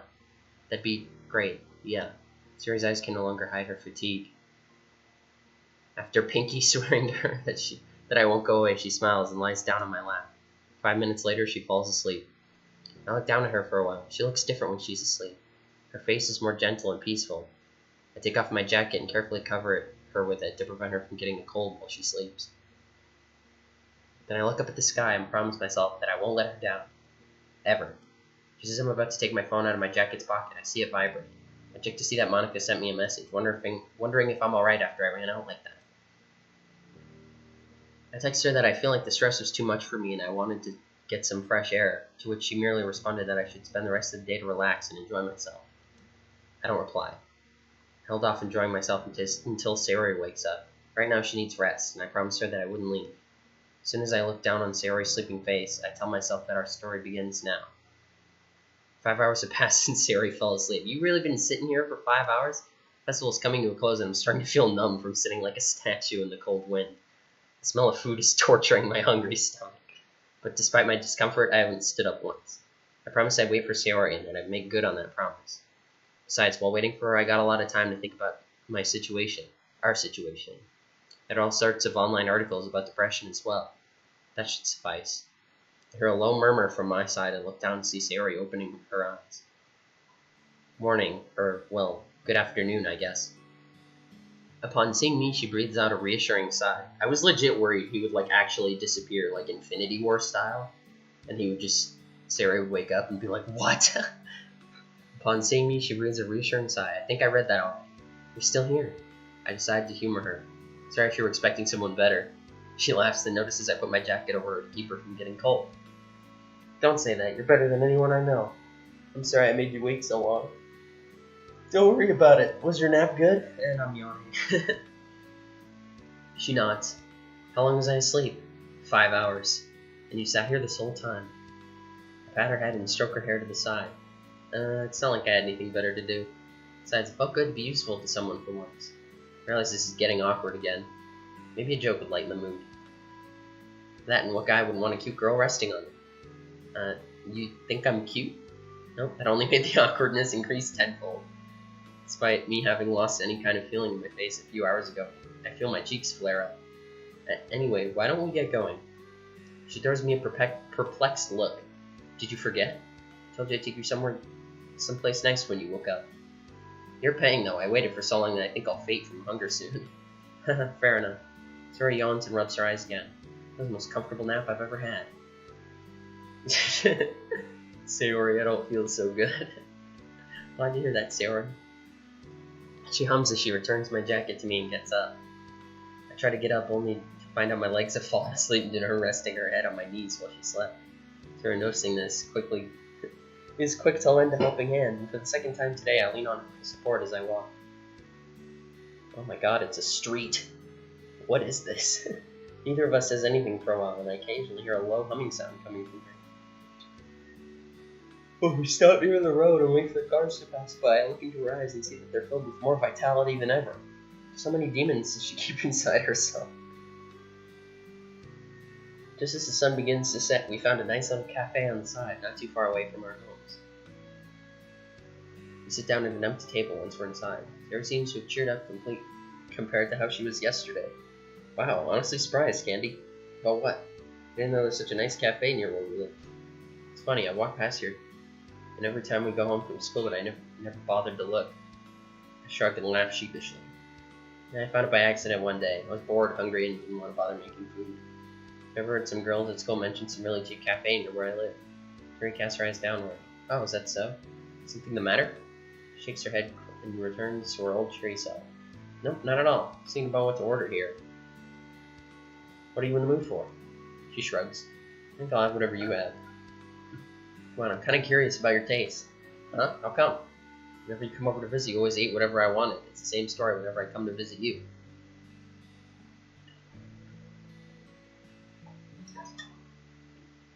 You hear that? That's how much water I have left. See if you can guess the milliliters of water in my bottle.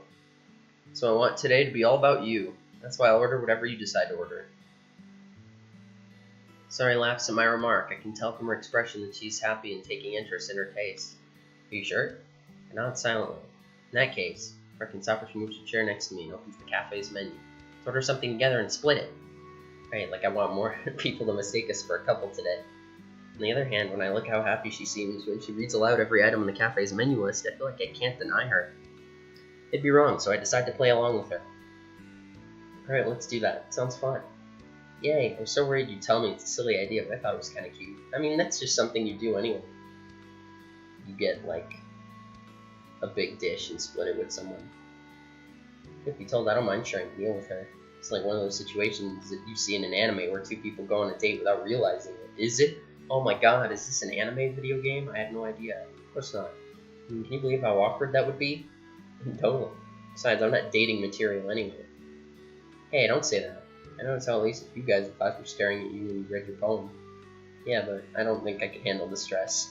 It's okay, Candy. I've already come to terms with the fact I'll likely stay single forever. Jeez. Same though.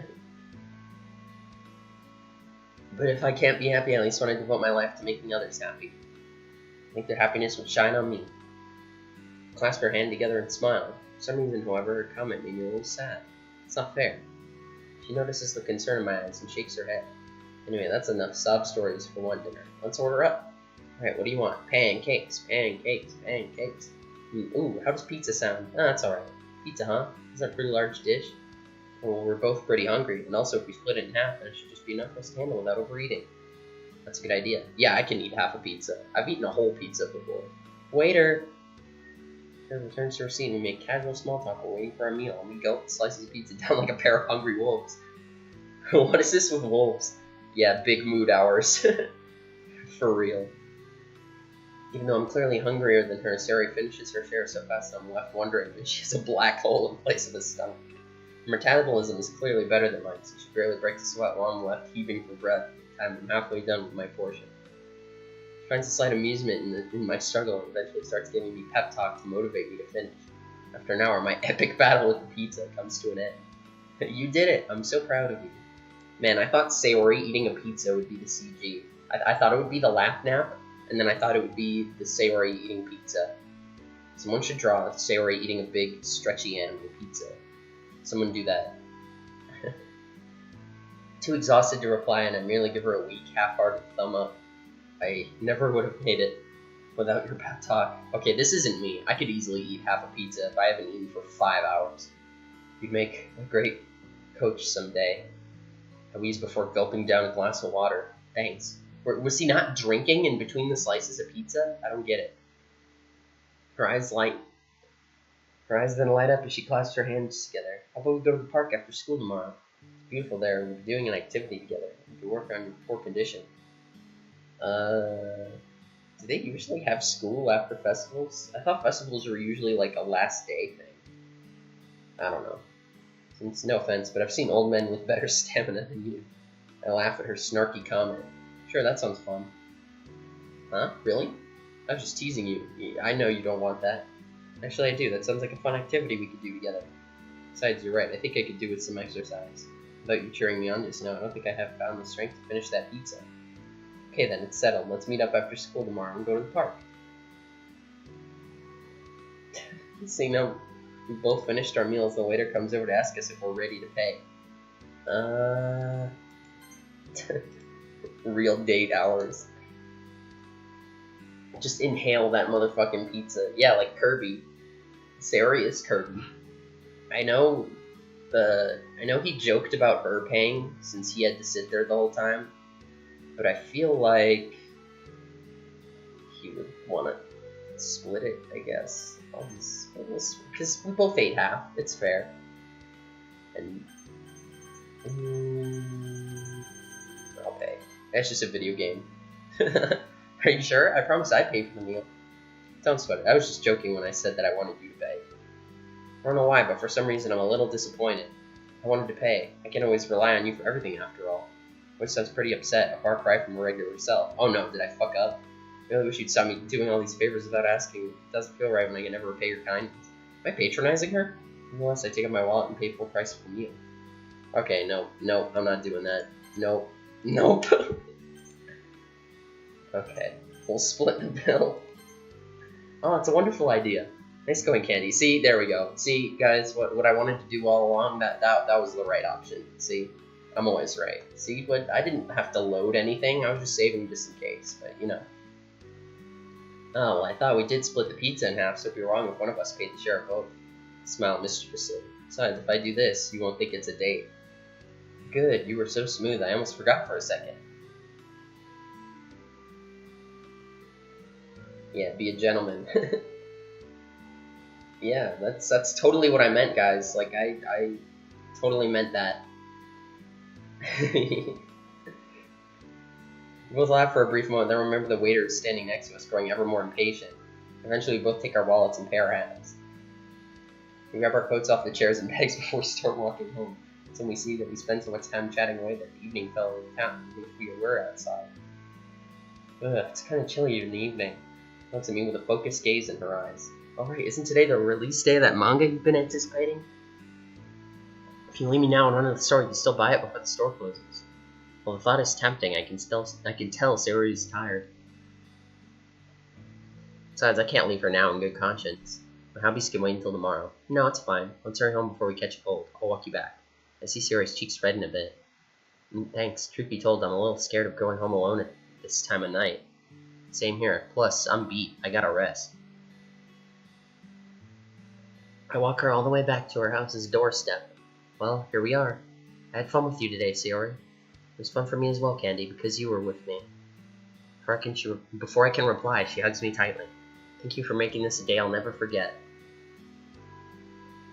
Yeah, that was just a streaming glitch. I didn't pick that on purpose.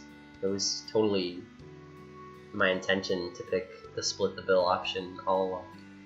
I hug her back, feeling her warmth. I should thank you as well. I look forward to seeing you tomorrow. Sweet dreams. Good night. We break apart and I feel like I want to say something to her, but I can't quite find the words. Having wished her good night, I leave her and go back home. For some reason I still feel cold. I can't keep shaking even when I lie down in my bed. I don't have much time to dwell on it because I fall asleep like a light bulb that's been turned off. Ugh. After a painful night full of nightmares, I wake up in a cold sweat. My body feels like it's been battered by pro fighters all day long. Batters. Yeah, this is pretty gay. Try to inhale, but my throat feels like it's been ground with sandpaper. Oh crap, why now? I cough violently and feel drained of energy. I rest my head against the pillow and try to open my eye, but my eyelids feel incredibly heavy. This is bad. I promised Sayori I'd spend the day with her. As it stands, I don't even have the strength to reach out to my phone and call her. Even so, she needs to know or she'll wait all day for me. I don't need to be a genius to know how badly she will take it if I didn't show up without an explanation. I try to force my body to move enough to reach my phone, but it's futile. I feel weak and tired. Even so, I have to force myself and bear the cold pain. I crawl like an oversized caterpillar to the edge of my bed and slap the phone down on my bedside where it lands in my right hand. I quickly select Sayori from my contacts and call her. Yeah, slapping the phone is a QTE.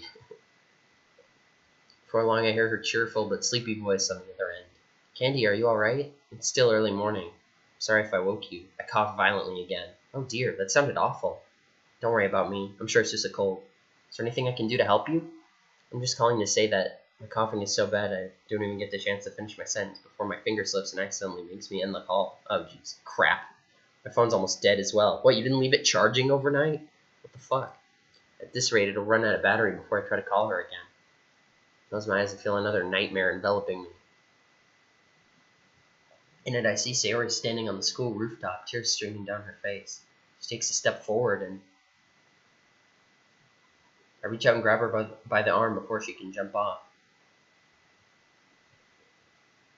Just as I do, black mist covers everything, the scene distorts, my eyes open, and I'm filled with anxiety. My eyes struggle to stay open for longer. They close again, and I see Sayori sitting on the floor of her room, covering her face with her hands and crying loudly. In the dream, I try to walk up to her, only to find myself unable to move. I try calling out to her, but my voice is gone. Eventually, she gets up and shows me her face to reveal a pair of red eyes that burn with hatred for me for failing her all these years. Just as she lunges at me with screams that detest me for neglecting her for years, the dream distorts and changes again. Man, this is fucked up. Failed that pizza, QTE, yeah. I find myself all alone in darkness. All I can hear is my own heartbeat. Then suddenly I see Sayori walking towards me, asking me why I never supported her when she suffered, and why I only lived for myself. And she starts repeating the word why over and over again, before the voice magnifies and duplicates. Now there's an entire choir asking me why I was such a terrible friend to her. I'm sorry. I hear myself pleading with the voices, but they don't let up. They start accusing me, pointing to events in mine and Sayori's past where I could have helped her if only I knew of her condition at the time. Please forgive me. The voices are unfazed, and they say I don't deserve her kindness. I wake up completely drenched in cold sweat. It seems like the shock of the last dream caused me to finally wake up. I feel tears running down my face, and my entire body keeps switching between burning hot and freezing cold. As I breathe in relief for a moment and think about how horrible my predicament was, I realize that all my dreams are exclusively about me and Sayori. Then that I hear the sound of footsteps down below. Cold horror grabs me as I realize I forgot to lock the door last night before crashing into bed. Footsteps are coming closer. Whoever my intruder may be, they're clearly coming towards me. I'm defenseless in my current situation. There's no hope for me to escape either. I see my doorknob turning. My heart is beating fiercely as I try to come up with a means of escape. Then that I hear a familiar voice call out to me. Candy? She should have said that when she first came in or something. Like, jeez.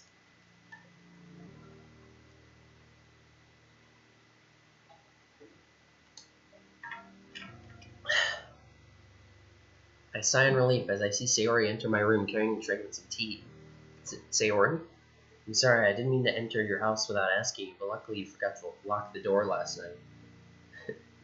I only blink at her in confusion. Did I startle you? I'm so sorry if I did. I shake my head and she sighs in relief. Just, what are you doing here? How? Why? I was worried about you. You sounded quite sick. Sayori. As I look at her, my head is overwhelmed with all kinds of thoughts and feelings. Please don't tell me to leave. I won't. I clench my fist. I know she always speaks the truth. Even if I had the strength to force her away, I know Sayori would be stubborn as a mule when she wants to. I already called Monica and your homeroom teacher too, telling them you're both sick. Come to think of it, I know she's not in her school uniform. She seems to have made the decision to skip school today to take care of me. What about you? Won't you get an absence? Don't worry about me. I lied and told them I was feeling sick as well. Why? I want to be with you. You have nobody to take care of you, right? Yeah. Haven't settled, just like you won't abandon me because of my condition. I won't leave you until you recover. Please, go home. I don't want you to get sick as well. No can do. Besides, I won't get sick. I just have to believe that really hard and I'll be a-okay. Wow, Sayori should be a scientist or something. She should release like a vaccine. Just don't be sick, fam. That'll be $10,000. Well, taking care of you makes me happy. I don't know whether it's my temperature or my awkwardness of the situation, but my cheeks turning red hot. I appreciate it, Sayori. I'm a lucky guy to have a great friend like you. Sarah says nothing and seems to appreciate the compliment. Let's not joke around now. Trust me, I'll make you feel better. She walks over to me, sits down on the chair by my bed, and puts a hand on my forehead. Okay. She only begins rubbing her fingers down my neck. I see. Why, you little... She just fucking chokes him. Sayori? She sighs. Thank goodness. Hello? Earth to Sayori. She steps out of her trance and sighs. You have a fever, but it doesn't seem all too serious. Give it a few days and you'll be back to normal. I throw a heavily confused look and keep opening and closing my mouth like a dazzled carp. I just read a lot of books about medicine when I'm alone. Because of, I nod without saying anything. Anyway, just drink this for now. She pours some tea into my cup and hands it to me. It's hot to the touch, and I nearly drop it as soon as I take hold of it. Eventually, I manage to put the liquid in my lips and gulp down a few sips. Hey, bars, that fucking rhymed. This tea really tastes. No sooner do I speak up than a terrible burning notion fills my throat. I cough violently and spill the tea all over my bed sheets. Fire, there's a fire in my throat. I'm sorry, did I make it too strong? I'm really numb. What the heck did you put in it? Well, the book said ginger tea works when you have a sore throat, so I looked in the fridge and I found a bunch of ginger. I feel nervous sweat rolling down my back. Fear grips me as I realize what she did. How much of that did you put in this tea? An entire root. You want some fucking beetroot? Even though I'm in clear pain, I know Sayori only wanted to help. The problem was I was planning to throw the ginger away since it was past its expiration date. Sayori realizes she made a mistake, and I can see her smile slowly fading and her eyes are starting to darken. I'm sorry, I tried to help, but of course I messed up. She speaks in a much lower, harsher tone than I've ever heard before. Well, I appreciate it nonetheless. Candy, I'm sorry. Maybe I should leave. I only made this worse. As she's about to get up, I grab her hand. Gesture surprises her enough to make her hesitate, and I see her look down on me with an indescribable look in her eyes. Please don't leave. My voice is barely stronger than a whisper at this point. Why? I'm just a nuisance. She also lowers her voice and bites her lip to prevent herself from crying again. I tried to help you, but I only made you feel worse, like always. I shake my head. Candy, I want you to stay. Even if I'm useless? Even though I can't help you since I know almost nothing about how to treat illness, and I'm so clumsy that I somehow end up making things worse? I try to nod. Yes. The day's only just begun. We can still make it great. Jerry grasps and sits down. I look up, judging from her expression, my words seem to have struck a chord in her heart. You can help me just like I can help you. She says nothing. She's clearly in deep thought. Sayori? How can I help you, Candy? No, welcome to Burger King. How can I help you? Well, for starters, I need some painkillers, but I can't get up. More than that, I need people to recover faster when they're happy. I hear that people recover faster when they're happy. There we go. Oh, right. Sorry. She dashes off after I describe to her where to find the painkillers and returns less than a minute later with a glass of water and the medicine. After I gulp it down and douse the fire in my chest and ease the overall pain, I lie down. Neither of us speaks, but even with my eyes closed, I can feel that Sayori keeps her gaze locked on me. After all of a sudden, she breaks the silence. I'm sorry if I got all negative there. I really don't know what came over me. It's just this voice in my head keeps telling me I'm useless and worthless whenever I mess up. I turn to face her, smiling weakly, and stroke her hand with my fingers. We just gotta make it shut up. Can't do anything against it. I'll give it a go when I get better. Why? Why are you doing this? Why not? I could ask you the same thing right now. Why didn't you head to school when you heard I was sick? You're my best friend. How could I let you suffer alone? I know that you probably have nobody else to take care of you right now. I nod. When you say you deserve the same kind of treatment? Sayori falls silent. Sayori? I don't know. I really don't know. Do I really deserve that? What do you mean? She seems to have a hard time finding the courage to put her feelings into words. You know you can tell me anything. I don't know if I'm ready to tell you yet. Sounds like she's in pain. Whatever is the reason for her mindset seems to be really personal to her. But on the other hand, it might be the only chance to find out the root of the problem. If I could learn what made her think this way, I could do something to help her. However, Sayori might break under pressure. I can see she wants to tell me, but is it really alright for me to pry for it? Oh my god. I'm actually using 2 pages of the saves, which is a first in DDLC history. Okay, well, I might use this opportunity to get more water. I really need more water. I should be good for a bit. Alright, chat, vote right now. What do I do?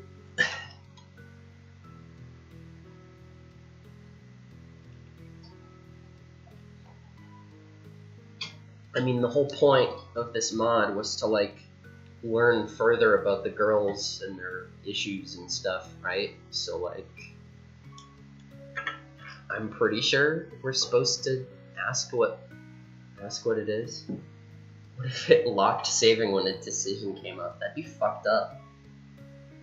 You wouldn't even be able to follow Monica's advice to preemptively save. How would you know? You just have to know. Okay, well, I feel like getting her to stay quiet about it would just be the worst option, because we've already made it clear that she can tell us anything. Follow your heart. Okay, I'm gonna ask. Tell me what happened. I'm sorry, but I can't. I want to. I really want to, but it's too hard for me. Alright, I'm sorry. I don't want to force you. Let's change the subject then. I'm sorry, and thank you. Maybe I should be gentler with her. Seems to be a pretty serious topic for her, and I should give her time. I feel the painkiller is taking effect, and my vision is getting blurry. Meds don't work that fast. So the medicine is starting to take effect? Yeah. Good. Take a nap. I'll wait for you to wake up. Maybe then I'll have the courage to tell you. Her voice grows more and more distant as my fatigue catches up to me and drags me into a dreamless sleep. It'd be boring if we spoiled the right answer. I'm not saying give me the right answer. I'm saying what do you want me to do? Because I would just go with whatever I felt like normally. I wouldn't look up like what do I vote for? You know, it's like you know what I mean. And I think that was the right choice. So now she'll like want to tell us later because now she knows we're concerned. So she'll want to tell us later. Whereas before, if we just didn't pry her, she probably wouldn't have bothered bringing it up later on. Before long, I start to hear two voices, a boy and a girl's. However, I see nothing, and their voices sound like they're old recordings that are played from a broken tape. Hey, what's wrong? Oh, it's nothing. Huh? What happened to your knee? I fell. I bruised myself, and my stuffed toy. Wow, its neck is broken. Hey, please don't cry. He was my only friend. Your only friend? Uh-huh. Now what am I gonna do? Let's go. I think we can fix him. Really? No sooner do I become aware of the meaning of the voices than they fade away, leaving only static noise in their place. I wake up with a strangely pleasant, nostalgic feeling in my chest. I thought I heard slapping, but it was just the drums. My fever feels slightly less severe, and I feel enough energy to move my body around a little bit, though I'm still in pain. I look at my alarm clock, judging from the time I must have slept for a good 6 hours. I notice that Sayori's gone. Was it just a dream that she came over to take care of me? No, it felt way too real to be a dream. I wonder about the validity of my memories. I hear extremely loud, off-key singing coming from downstairs, followed by a loud crash that can only mean one thing. Sayori's trying to cook. The end is nigh. The singing soon becomes even louder as I realize that she's on her way. I rise up and smile at her as she enters the room. Oh, you're up. How are you feeling? Compared to how I felt this morning, I feel a lot better. So happy to hear that. Turns practically beaming from the news as she sits down in the chair next to me. You look pretty peaceful in your sleep. Yeah, I had a nice dream. I don't really remember the details, though. Oh, mood. Yeah, you guys have to do the QTEs for me. This is Twitch Plays Doki Doki right now. That's good to hear. What's up? Takes a deep breath. About what I said before you went to sleep. I've been thinking, and I want you to know. Even if I'm scared, but I can't keep running away from my problems. You're not alone, Sayori. There's nothing that can make me change my mind. Well, this is gonna be a long story. Don't fall asleep, okay? I'll be really upset if you do. Don't worry, I'm wide awake as you can see. Oh boy, here we go. She nods in acknowledgement and looks for words before she begins. I've always thought that I didn't really matter. After all, how can somebody matter more than others? Aren't we all the same? Probably know this by now, but I've never really had any friends when I grew up. Until I met you, that is. I remember. You were always afraid I'd leave you behind or something like that. She nods. Yes, well, I've always been aware of how selfish people are. It's wrong that so many people just live for themselves, even though we call it a society. We live in a society. Okay, bye prefix. I'm glad you could make it. Anyway, we live in a society, as according to Sayori. I don't want to be like that. I want to make other people happy, especially those who suffer. Is that why you got so attached to me when we were kids? I won't deny that at least part of the reason, or it was at first anyway. Trying to help others is fine, but sadly I didn't think about how the selfish people would treat me. No matter how much I tried to help them, they weren't satisfied. They wanted more. Worse, when I was done helping them back up, they'd often leave me behind. She suppresses a sob and wipes her tears away. Eventually, I started to get tired. They never showed any gratitude, and once they saw any signs of weakness in me, they'd turn against me. None of my friends cared enough to think about how much it hurts to always smile and stay positive every day. But if I didn't, they'd leave me. They'd spread rumors. They'd shut me out of their lives. That's why, before she could finish, I gathered my strength and hugged her tightly. Candy, I'm not like those people, Sayori. I'd never exploit you for your kindness, and more importantly, I'd pull slightly away from her just to see her face. I will never betray you like that. Her voice lowers down to a whisper. Candy, even if I'm your only friend, you're not alone. I'm about to say something else when I realize our faces are only inches away from each other, just a little closer and we'd be kissing. Sayori notices this too and looks away in embarrassment. We break apart with both of us apologizing at the same time. I lie down again as she continues her story. That's why I was so afraid to tell you, or anyone else. That's for why I feel like I'm worthless. I feel like there's some voice in my head telling me that if I don't satisfy everyone, I don't deserve anything good. But you know that's not true. I don't know. I don't know anything anymore. I don't know if it was a good idea for me to ask you to join the literature club. I don't know if it was a good idea for me to tell you. I don't know. I'm so scared of losing you. You won't lose me. I don't understand. Even if you're here with me, you'll just end up finding someone. Finding someone? Wait, is she... I shouldn't feel this way. It's wrong. It's not wrong. Sayori. I've gotten so used to always being left behind or exploited. I can't even imagine a happy future. I don't deserve it. You deserve happiness. You won't be exploited or left behind. I really admire you. It takes guts to keep smiling after all you've gone through and still keep helping people. You need to realize how much you're worth to me, Sayori. The only reason I made it this far. An idea suddenly forms in my head. I have a certain character in an anime that I really love and admire. Do you want to watch it with me? Okay, if that's what makes you happy. I'm not ask her to leave the room while I change out of my pajamas. 5 minutes later, I call her back in and find the DVD in my drawer. Puts it in the TV and we start watching. Heroine of the anime is very much like Sayori. She is selfless to a fault, but keeps getting in trouble all the time because of it. Much like Sayori, she tries to face all her enemies alone, and while she succeeds in overcoming many of them, the final trial is impossible to solve alone. She nearly dies as despair overcomes her. Despair time! But finally, her friends reach out to her and help her realize how much she's truly worth.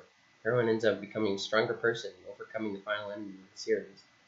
Being formed from humanity's despair. Is this Danganronpa now? By the time we finish watching the anime, the sun has already gone down. We keep an eye on Sayori all throughout the anime. She seems clearly moved at the end. It's only when the final episode ends that she speaks up. Wow, she's so cool and strong. Indeed she is. She's someone I've idealized since I was a kid. I wish I could be like that. I already are. Few people are willing to go through such lengths to help their friend without even asking for anything in return. You can't give up, because I'll be lost without my friend. But I don't want you to keep thinking you don't deserve any friendship. You deserve that, and so much more. Please, do you know why I respect that character so much? Because she's not afraid to be herself. She's a good person, and that's her main source of determination throughout the series. Yes, there will be some people who want to exploit you for selfless kindness. There will also be people who care about you and love you for your actions. You're not worthless because you're doing so much to help. Not just me, but the way you stopped Yuri and Natsuki from fighting the other day, which was like, what, a week ago at this point? How you always try to be as kind as possible to everyone you meet. If someone acted that way towards you, would you go so far as to call them worthless as well? No, I wouldn't. I feel happy that they were so kind to me. That's how you make me feel, every day. Candy. She bites her lip and looks at my alarm clock. It's late. Maybe we should eat? I have to go soon. Sure, I'm getting hungry. Sorry if I made you feel awkward. Don't worry, I appreciate hearing that I'm not worthless to you. Sayori brings me a dinner she made herself, and the two of us eat in silence. Once we're done eating, she wishes me a good night and returns home, after promising to come back tomorrow. Somehow, having someone take care of me is really nice. Could there be another reason why I feel so warm inside of me when I think about her, and how she came to take care of me? Could it be because of her and not just her gesture of kindness? I fail to find the answer before I fall asleep again. Morning, sleepyhead. The young woman's voice breaks me out of my sleep. I open my eyes to see Sayori standing over my head, holding a steaming hot cup of tea in her hand. I feel a faint smile creep up on my face after seeing her. Morning. It's technically afternoon, but you look so peaceful in your sleep I couldn't bring myself to wake you up. She puts the cup of tea down on my nightstand and feels my forehead. How are you feeling? I try to reply, but my cough is still pretty violent. Sayori sighs deeply, clearly disappointed with herself. I was hoping you'd feel better. I do. It just takes a while to recover. I look directly at her. How about you, Sayori? She smiles a radiant smile, as always. I told you yesterday, don't worry about me. I'm tougher than I look. Besides, I'm still here. I'm here because I want to take care of you. If She mutters one last line to herself, her voice sounding more distant as she does. Sayori? She notices concern in my eyes and shakes it off. It's nothing. I was just talking to myself, is all. I guess I'm weird like that. I'm weird. I'm not like other girls. I'm weird. I think it's kind of cute. She takes her head off my forehead and backs away. Is it just my imagination, or does she tense up for a few seconds after I call her cute? Anyway, I figured that since it's already past noon that I should wake you up. It wouldn't do you any good if I sleep the entire day anyway. Her expression darkens. Speak from personal experience, after all. Sayori's acting weird. Is pure depression acting up again? Sayori, is something wrong? She shakes her head and smiles brightly. No, it's nothing. I just feel a little tired, I guess. Come to think of it, I did read that people suffering from depression often have sleep issues. I think I should feel well enough to get up. You can go home if you want to rest. No, please don't. The desperation and fear in her voice is enough to make me flinch. She tries to smile, but I can tell from her eyes that she's scared of something. Is she going to turn yandere now? She's going to be like, I'm going to take care of you forever, like that one Stephen King book. I forget the name of it. Sayori, please tell me what's wrong. Nothing's wrong. Everything's all good. Sayori. She clenches her fists. Please, Candy, just focus on your own recovery, okay? You worrying about me makes me feel really uncomfortable. I want to help others, but please, don't worry about me. I shake my head and tell her I can't do that. Why? It should be easy enough. You can just continue like doing you've always done. It's not that simple. Friendship is a mutual relationship. Upon hearing the words mutual relationship, Sayori seems to hesitate for a second. However, she regains her composure and almost instantly takes the cup of tea in both her hands. Anyway, just drink this up. I made it less intense than yesterday. Please don't tell me to leave. I sigh. Sure, I only said that out of concern since you seem tired. She falls silent and makes it clear that she won't reply until I drink the herbal tea she's brewed. With a sinking feeling of defeat, I put the cup to my lips and slowly make small gulps to drink of the seeming hot tea. Just like Sayori said, it's less intense. I feel revitalized as soon as it flows into my stomach. Sayori takes the cup, but instead of leaving the room, she sits down in the chair near my bed. Candy, are you afraid of being left behind? Being all alone in the world? Huh? No, never mind. Forget I said anything. I must be really tired if I'm rambling and stuff like this right now. No, it's a perfectly legit question. I was just put off by how sudden it was. To be honest, I guess I haven't given it much thought. Sure, I would hate to be all alone in the world, but there's no reason for me to fear that since I have you as a friend. We'll always stick together since I know you're dependable. I don't know about that, but I guess you have no reason to fear being left behind. Sayori falls silent and turns her head away from me. It's clear that she's hiding something, but I can't imagine what. Sayori, did something happen? It's nothing. You don't have to worry about it. Just forget I said anything. It's more important. It's nothing you need to worry about right now. Your recovery is more important. I'm an idiot for even bringing that up now. Just judging for her voice, she's trying to fight back tears. Gets up from the chair and starts leaving, still wearing a bright smile on her face. I won't allow this. Sayori, wait. I gather my strength and get out of bed. Candy, no, get back. You're still too weak. I ignore her and walk up to her. She shows no sign of running away. She only stands and looks at me with a bewildered expression on her face. Before she can back off, I put my arms around her. Candy, you big dummy. Tears start rolling down her face.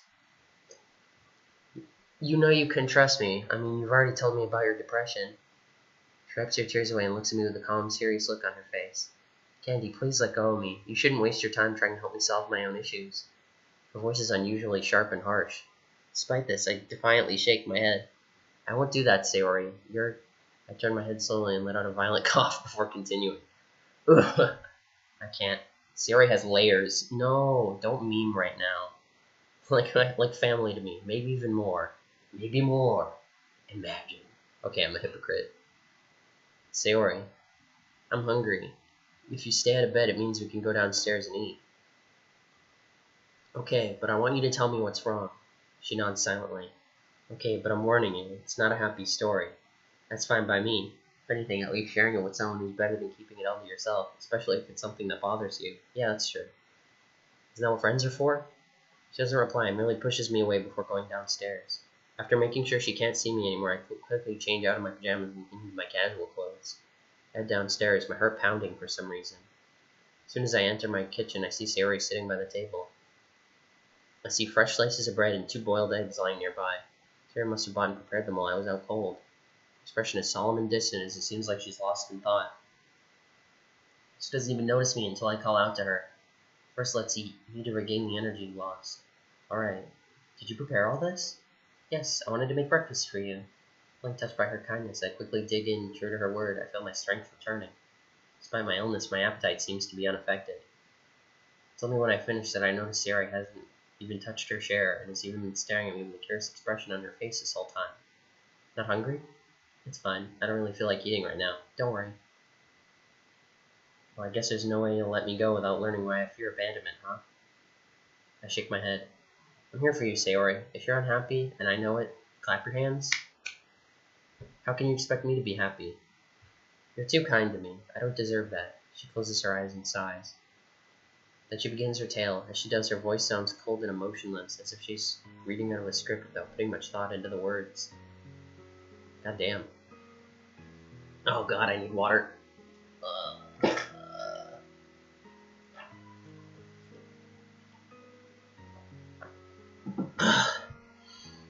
As you know, I've always put others before myself. It's mainly because of my personal beliefs. I don't want to be selfish and hurt others, even if the selfish way seems to be the best way to survive. As I grew up, I had to see many people perform selfish actions just to make themselves happy. In kindergarten, one of my friends wanted a doll the other girl had, so she stole it from her when the girl wasn't watching. I knew what she did, but I kept silent not to betray my friend. I acted selfish because I didn't want to lose someone who was precious to me at the time. Eventually, my friend pinned the blame on me to avoid getting in trouble. The girl she stole from hated me for it, and I could feel how much she hated me. Ever since then, I promised I'd do everything I could to make others around me happy, no matter what. She falls silent and tears start rolling down her face. I try to get up, but she notices this and makes a gesture to me that makes it clear that she wants me to stay. After a few sobs, she regains her composure and continues her tale. At the age when children attend elementary school, they become selfish. The other kids in my class noticed I couldn't do anything to defend myself. This would mean hurting them physically or emotionally, so they started to force me to do various favors for them. I did as they told me since I wanted to make everyone happy. One of them, a boy in my class, seemed to genuinely care about me. He always defended me whenever they lashed out at me if I disappointed them. Eventually, I guess I got a crush on him and devoted myself to making him happy. I would buy him sweets after school and even do his homework in his stead, no matter how much it tired me out. All to make him happy, since I was secretly selfishly hoping that he would like me back. It was only after 4 years that I found out he only used me. He never valued me as a person, and once I started to show clear signs of exhaustion, he started to mock me and call me weak and useless. He even spread horrible rumors that I wasn't looking and slowly but surely destroyed my reputation to the point where I feared going back to school every day. Even after I learned what he did behind my back, I couldn't hate him. When he asked me for forgiveness, I forgave him immediately. Jeez, what an asshole. Her smiles bitterly and bites her lip. If only he was the only one, and if the story ended here. One day he announced to me that he got a girlfriend, and who'd have thought it was the same girl whose doll had been stolen. The two of them ganged up on me, telling me such awful things. I'm nothing more than a tool, how I don't deserve friends and love, how I'm worthless. They were so persistent, I started to believe them, and still do. After all, this is my fault. If I hadn't been so selfish in my desire to make others happy, then maybe. She breaks down into a series of hysterical sobs. I walk over to her and hug her, letting her cry into me. Sayori, listen to me. I won't abandon you. I'm not like those assholes. Who's fucking swearing in this game? Goddamn. I value you as a person, not for what you do, but who you are. But I'm so scared. What if you end up finding someone better? There really isn't any question of me finding someone better. Even if I did get other friends, I would still never abandon you like that. As for you thinking you're worthless, you're not. Definitely not. You're worth so much to me. You're better than you think you are. Isn't the fact that I'm standing here with you proof of that fact? If I hadn't abandoned you when you were at your lowest point, you don't have to worry about me abandoning you in the future. Besides, as someone who's been abandoned by several friends and treated like a walking joke for most of his life, I know how I feel. I feel a grip tightening for a while. I just let her sob into me while I gently stroke her. Eventually she calms down and sighs. I'm sorry you had to see that. I don't mind. I'm happy, now that I know more about you, Sayori. I'm happy you're my friend, and helping you makes me happy as well. I don't know if it's just my imagination or not, but she feels warmer all of a sudden. Thank you. You have no idea how much that means to me. Just know that you're not alone anymore. You don't have to face all your inner demons alone. I see her bright smile return. Okay, I trust you. How weird. What's up? This warmth I feel. I feel oddly relieved at having told you. I'm glad you're feeling better. Hey, that's my line. Don't forget I came here to take care of you, not the other way around. How could I forget? You can talk to me anytime, Sayori, no matter how big or small that problem is. If you have concerns, you know I'm there for you, like you are for me. I know, and I appreciate that so much, but I'm still afraid. I don't want to be a burden. You were never a burden to me. Since we're in the mood of confessing awkward things, I guess I should mention that without you in my life, I'd be completely alone. Nobody else takes me seriously. I doubt even my parents see me as anything other than a big doofus. You always take me so seriously and treat me with respect. I owe you a lot more than I let on. Too kind. Hey, let's just end this now. I feel like my heart is going to burst if we don't change the topic soon enough. Alright, what do you want to do? Please let me go back to taking care of you. I really enjoy it. I love the feeling of being useful to you. I let out a dejected sigh. Okay, fine. As I get up and am about to leave from my room, she calls out for me. Also, Candy? She smiles at me. Thanks again. Talking to you always makes me feel so happy. I merely smile in response and head upstairs. The rest of the day goes on without any drama. Sarah takes care of me, and before the day is over, I can already feel my illness steadily getting weaker. Despite the comfort, however, there's a tension between us that wasn't there yesterday. I can't stop thinking about what she told me. She finally goes home. It's past midnight, and I'm about to go to sleep. I realize I've been a terrible friend to her. I really paid any attention to how she was really suffering. Sayori. For the darkness of sleep overwhelms me, I promise I'll tell her how I feel about her tomorrow.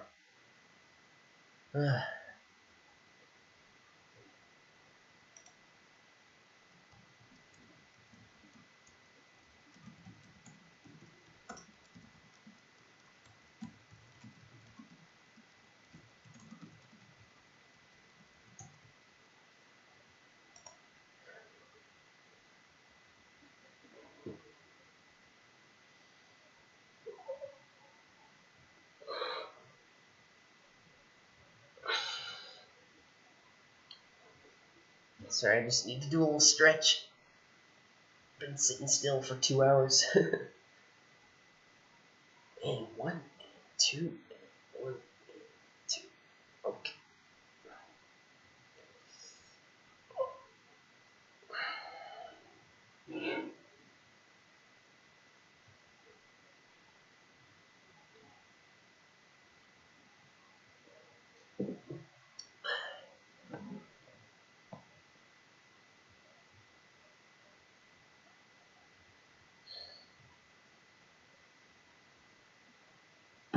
Okay. I'm out of water, but I'll press on for now until I feel like I need water again. Sarah's caretaking seems to have worked wonders on me, since I don't need to yet check my fever to know that while it's not gone yet, it's significantly weaker. I slowly make my way out of bed. My legs feel weak and I feel a little dizzy as I get dressed.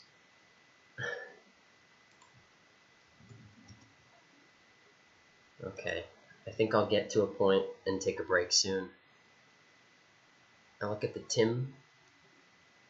time and figure that Sarah will be arriving any minute now, so I decide to head downstairs and surprise her. Half an hour passes as I make breakfast and wait for Sayori. However, she doesn't show up. I feel anxious as I look at the clock on the wall. She would have been here by now. We even made a promise. Did I push her too far? Did I scare her away with how suddenly I took an interest towards her situation? On the other hand, I know she's pretty clumsy and is prone to oversleeping. Maybe she's getting ready now.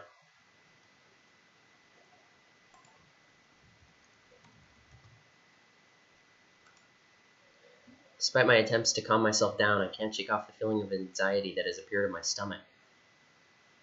Should I call her, or would that only make me seem clingy? As I mentally debate with myself, I hear the doorknob turn, but the door doesn't open. I look out through the window and I see Sayori standing outside my doorway with a very conflicted look on her face. Why is she hesitating? Does she not want to see me anymore?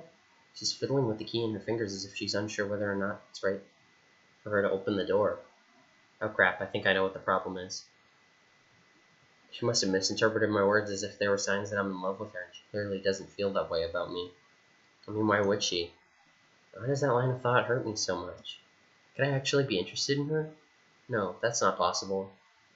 I'd have noticed the signs over the course of the many years that we've known each other. Well, you also hadn't talked to her for many of those years, and also, how would you know?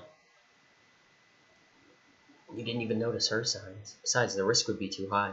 However, my thoughts get interrupted when she turns her eyes towards the window and see me looking at her. Her eyes widening in fear, she backs off and runs away. The anxiety takes over my logical thoughts. I grab my coat and rush after her without even locking the door. I run as fast as my weakened legs can take me, but it's not enough. Through my terrible stamina and Sayori being much faster than it looks would suggest the distance between us only widens. At this rate, I'll lose her. Filled with fear-induced adrenaline, the thought of the possibility of losing my friend without even knowing why I lost her. Start using whatever resources inside me to run faster. As she reaches the middle of the road, Sayori hears my wheezing, turns her head, and sees me running after her. Her eyes widen in shock, and the gap between us closes until she's right in front of me. Why? I gasp, and my eyes also widen. However, they didn't widen from seeing Sayori stop. From the large truck that's coming towards her at full speed. At this rate, even if it sees her and the driver pulls the brakes, she won't escape unscathed if she doesn't move out of the way right now. Sayori, look out! Gathering all the energy I have left in me, I pounce like a cougar and tackle her out of the way. I use my own body like a cushion for her. The truck passes by, missing both of us by a few inches. Holy shit. I slowly open my eyes to see Sayori laying on top of me. She's conscious and unhurt, but still shocked. Upon realizing we're both safe, she gets off me without saying a single word. She tries to run away again, but I grab her hand and shake my head. Please don't run away. She says nothing, but her expression tells me she won't resist anymore. Let's go somewhere less dangerous. Her whole body trembles, as does mine. I've never been more terrified in my entire life. For a second there, I thought I permanently lost my only friend. When we're next to her house, I stop and let go of her hand. Sayori, what happened? Why did you run away like that? You could have been killed. Do you have any idea how scared I was? I'm sorry. I don't know how to act after what you said yesterday. How much I'm worth to you. How I'm worth so much to you. It scares me.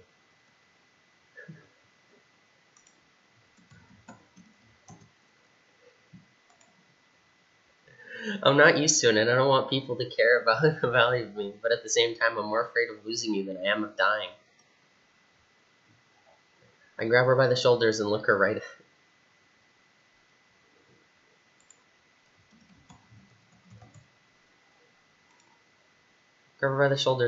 in the eyes. Why are you so afraid of losing me, even when I've told you my time and time again that you won't lose me? Please don't be afraid to tell me. She clenches her fists and tears start rolling down her cheeks. Okay, fine. Thing is, for the longest time, I have had feelings for you, Candy. I stare at her, stupefied. All I can do is blink. That's why I came over yesterday. I wanted to see you and to take care of you. I didn't really do it for you. I was selfish, and I did it to... You feel... What? I never knew. Nothing could have prepared me for this. I'm sorry, I'll just leave. I promise you'll never see me again.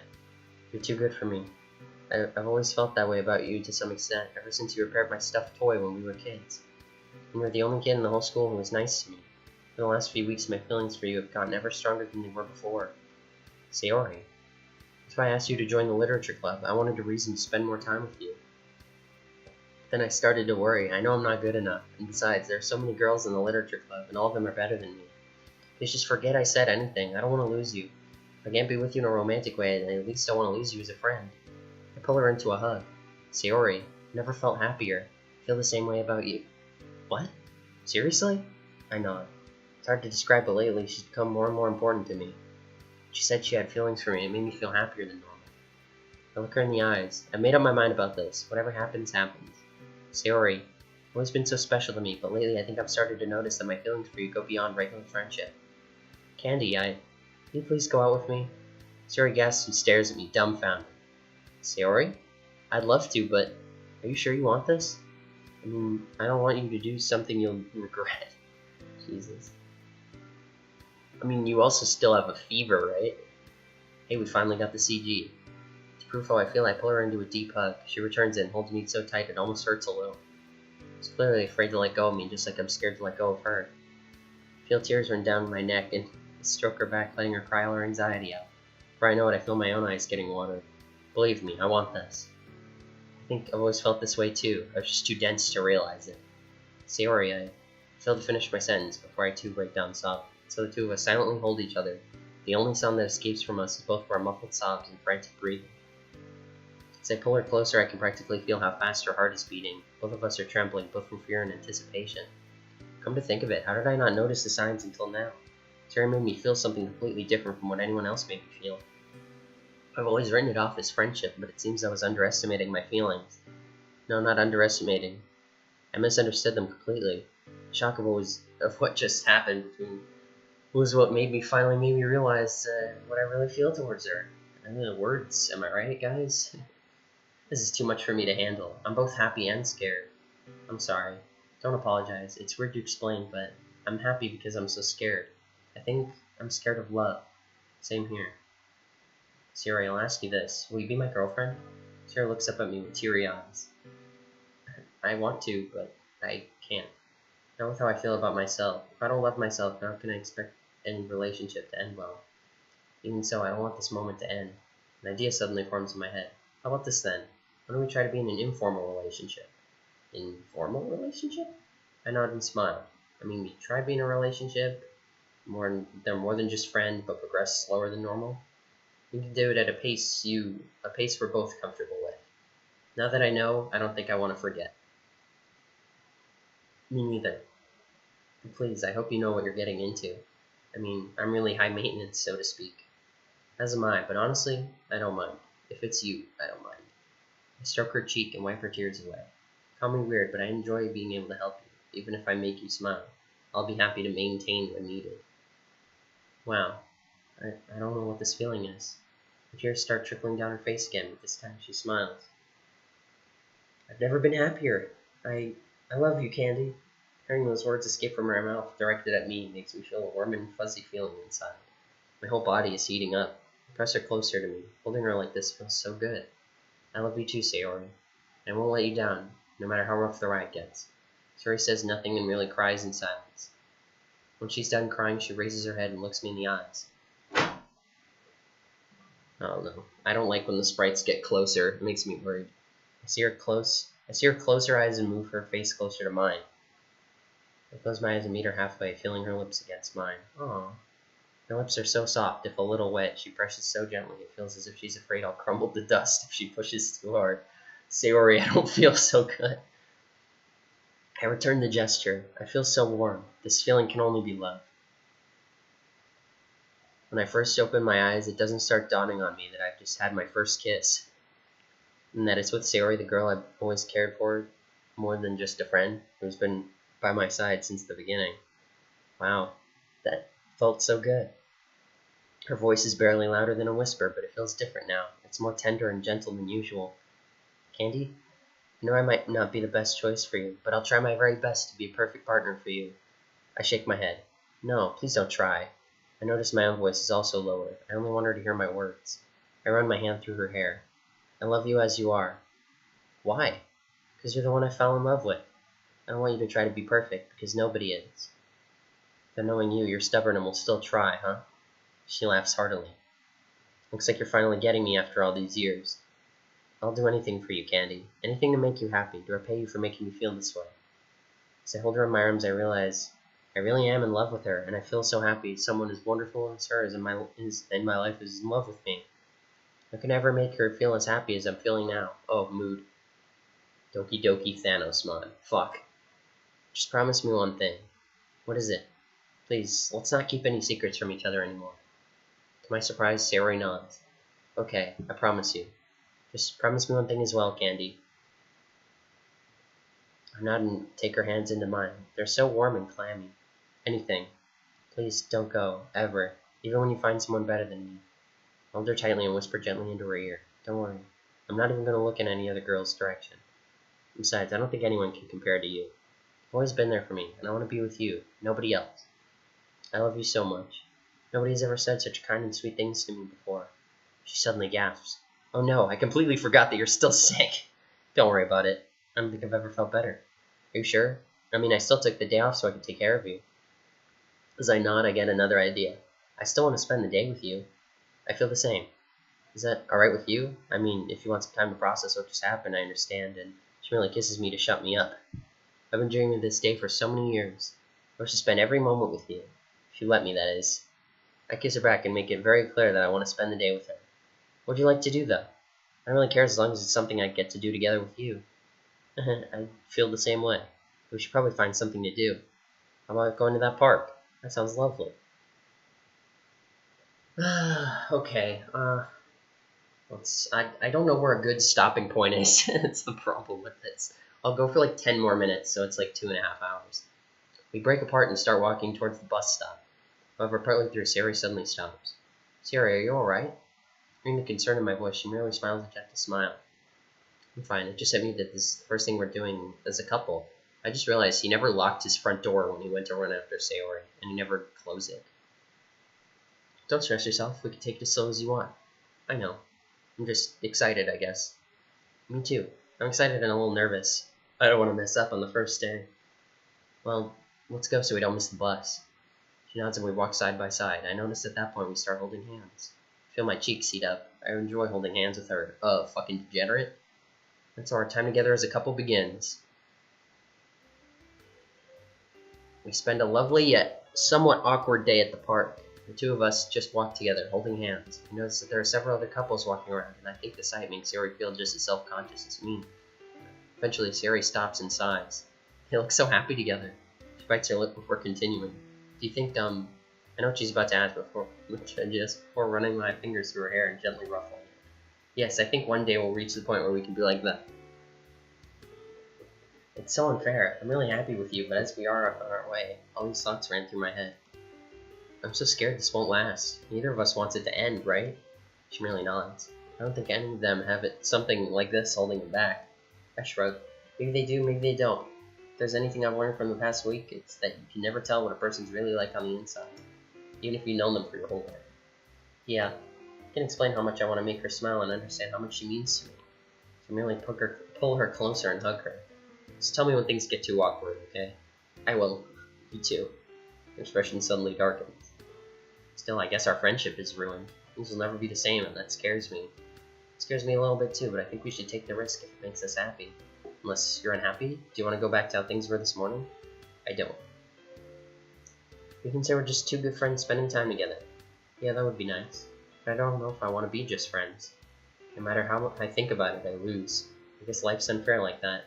It doesn't have to be that way. It's only over if you give up. I'm determined to go the extra mile for you. Is it only because you've got feelings for me? No. I love you more. I love you in more ways than just romantically. I love you as... Before I can finish my sentence, she kisses me and holds me close. No matter how I try to think about your flaws, you seem so perfect. It's like you're a dream. Sayori, I'm happy you love me, but I feel like I don't deserve your love. I have so many flaws that I hate. I'm afraid I'll just be a burden to you. When we sit down on the grass, a calm breeze blows at us.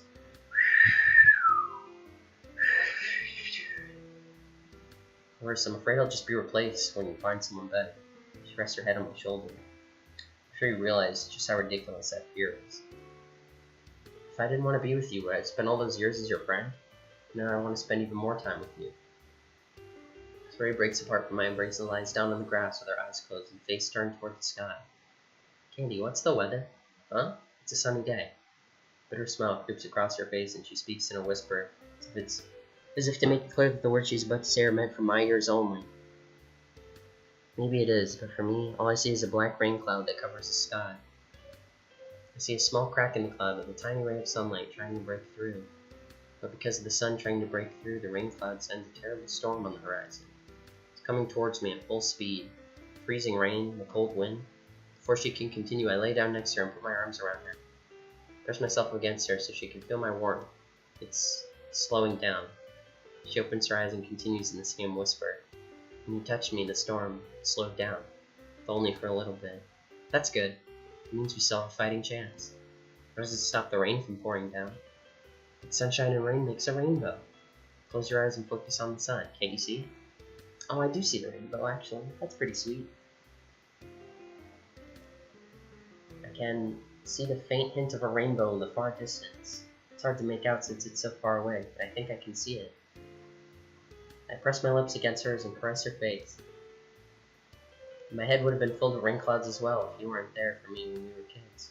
You gave me a reason to keep going. If you could drive the rain clouds out of my head, then I'm certain I could do the same for you. Feel her fingers intertwine with mine. I think if anyone can do it, it's you. I should be well enough to return to school tomorrow. I can't wait to walk there with you. That would be nice, yeah. I think it's better if we hide our relationship. I feel so uncomfortable at the thought of others finding out. If that's what you want, I'll try my best. The thought of being in a relationship with you makes me very happy. It's weird. That thought makes me happy as well, not because I make you happy, but because it's something I want. My love is selfish. I don't mind. I've been selfish for too long. I think you should allow yourself to be a little selfish. If you can't, then try to be selfish for my sake. You mean make you happy by taking care of myself? Exactly. How would it make you feel if I didn't take care of myself? I'd be beyond worried. She scans me with her eyes. Okay, I'll try, but only if you do it together with me. She finishes talking. I heard a loud growl from her stomach. Her stomach makes the same noise after that, and suddenly remember that I never ate breakfast. I guess you didn't eat either, huh? I didn't. That won't do. Should find something to eat then.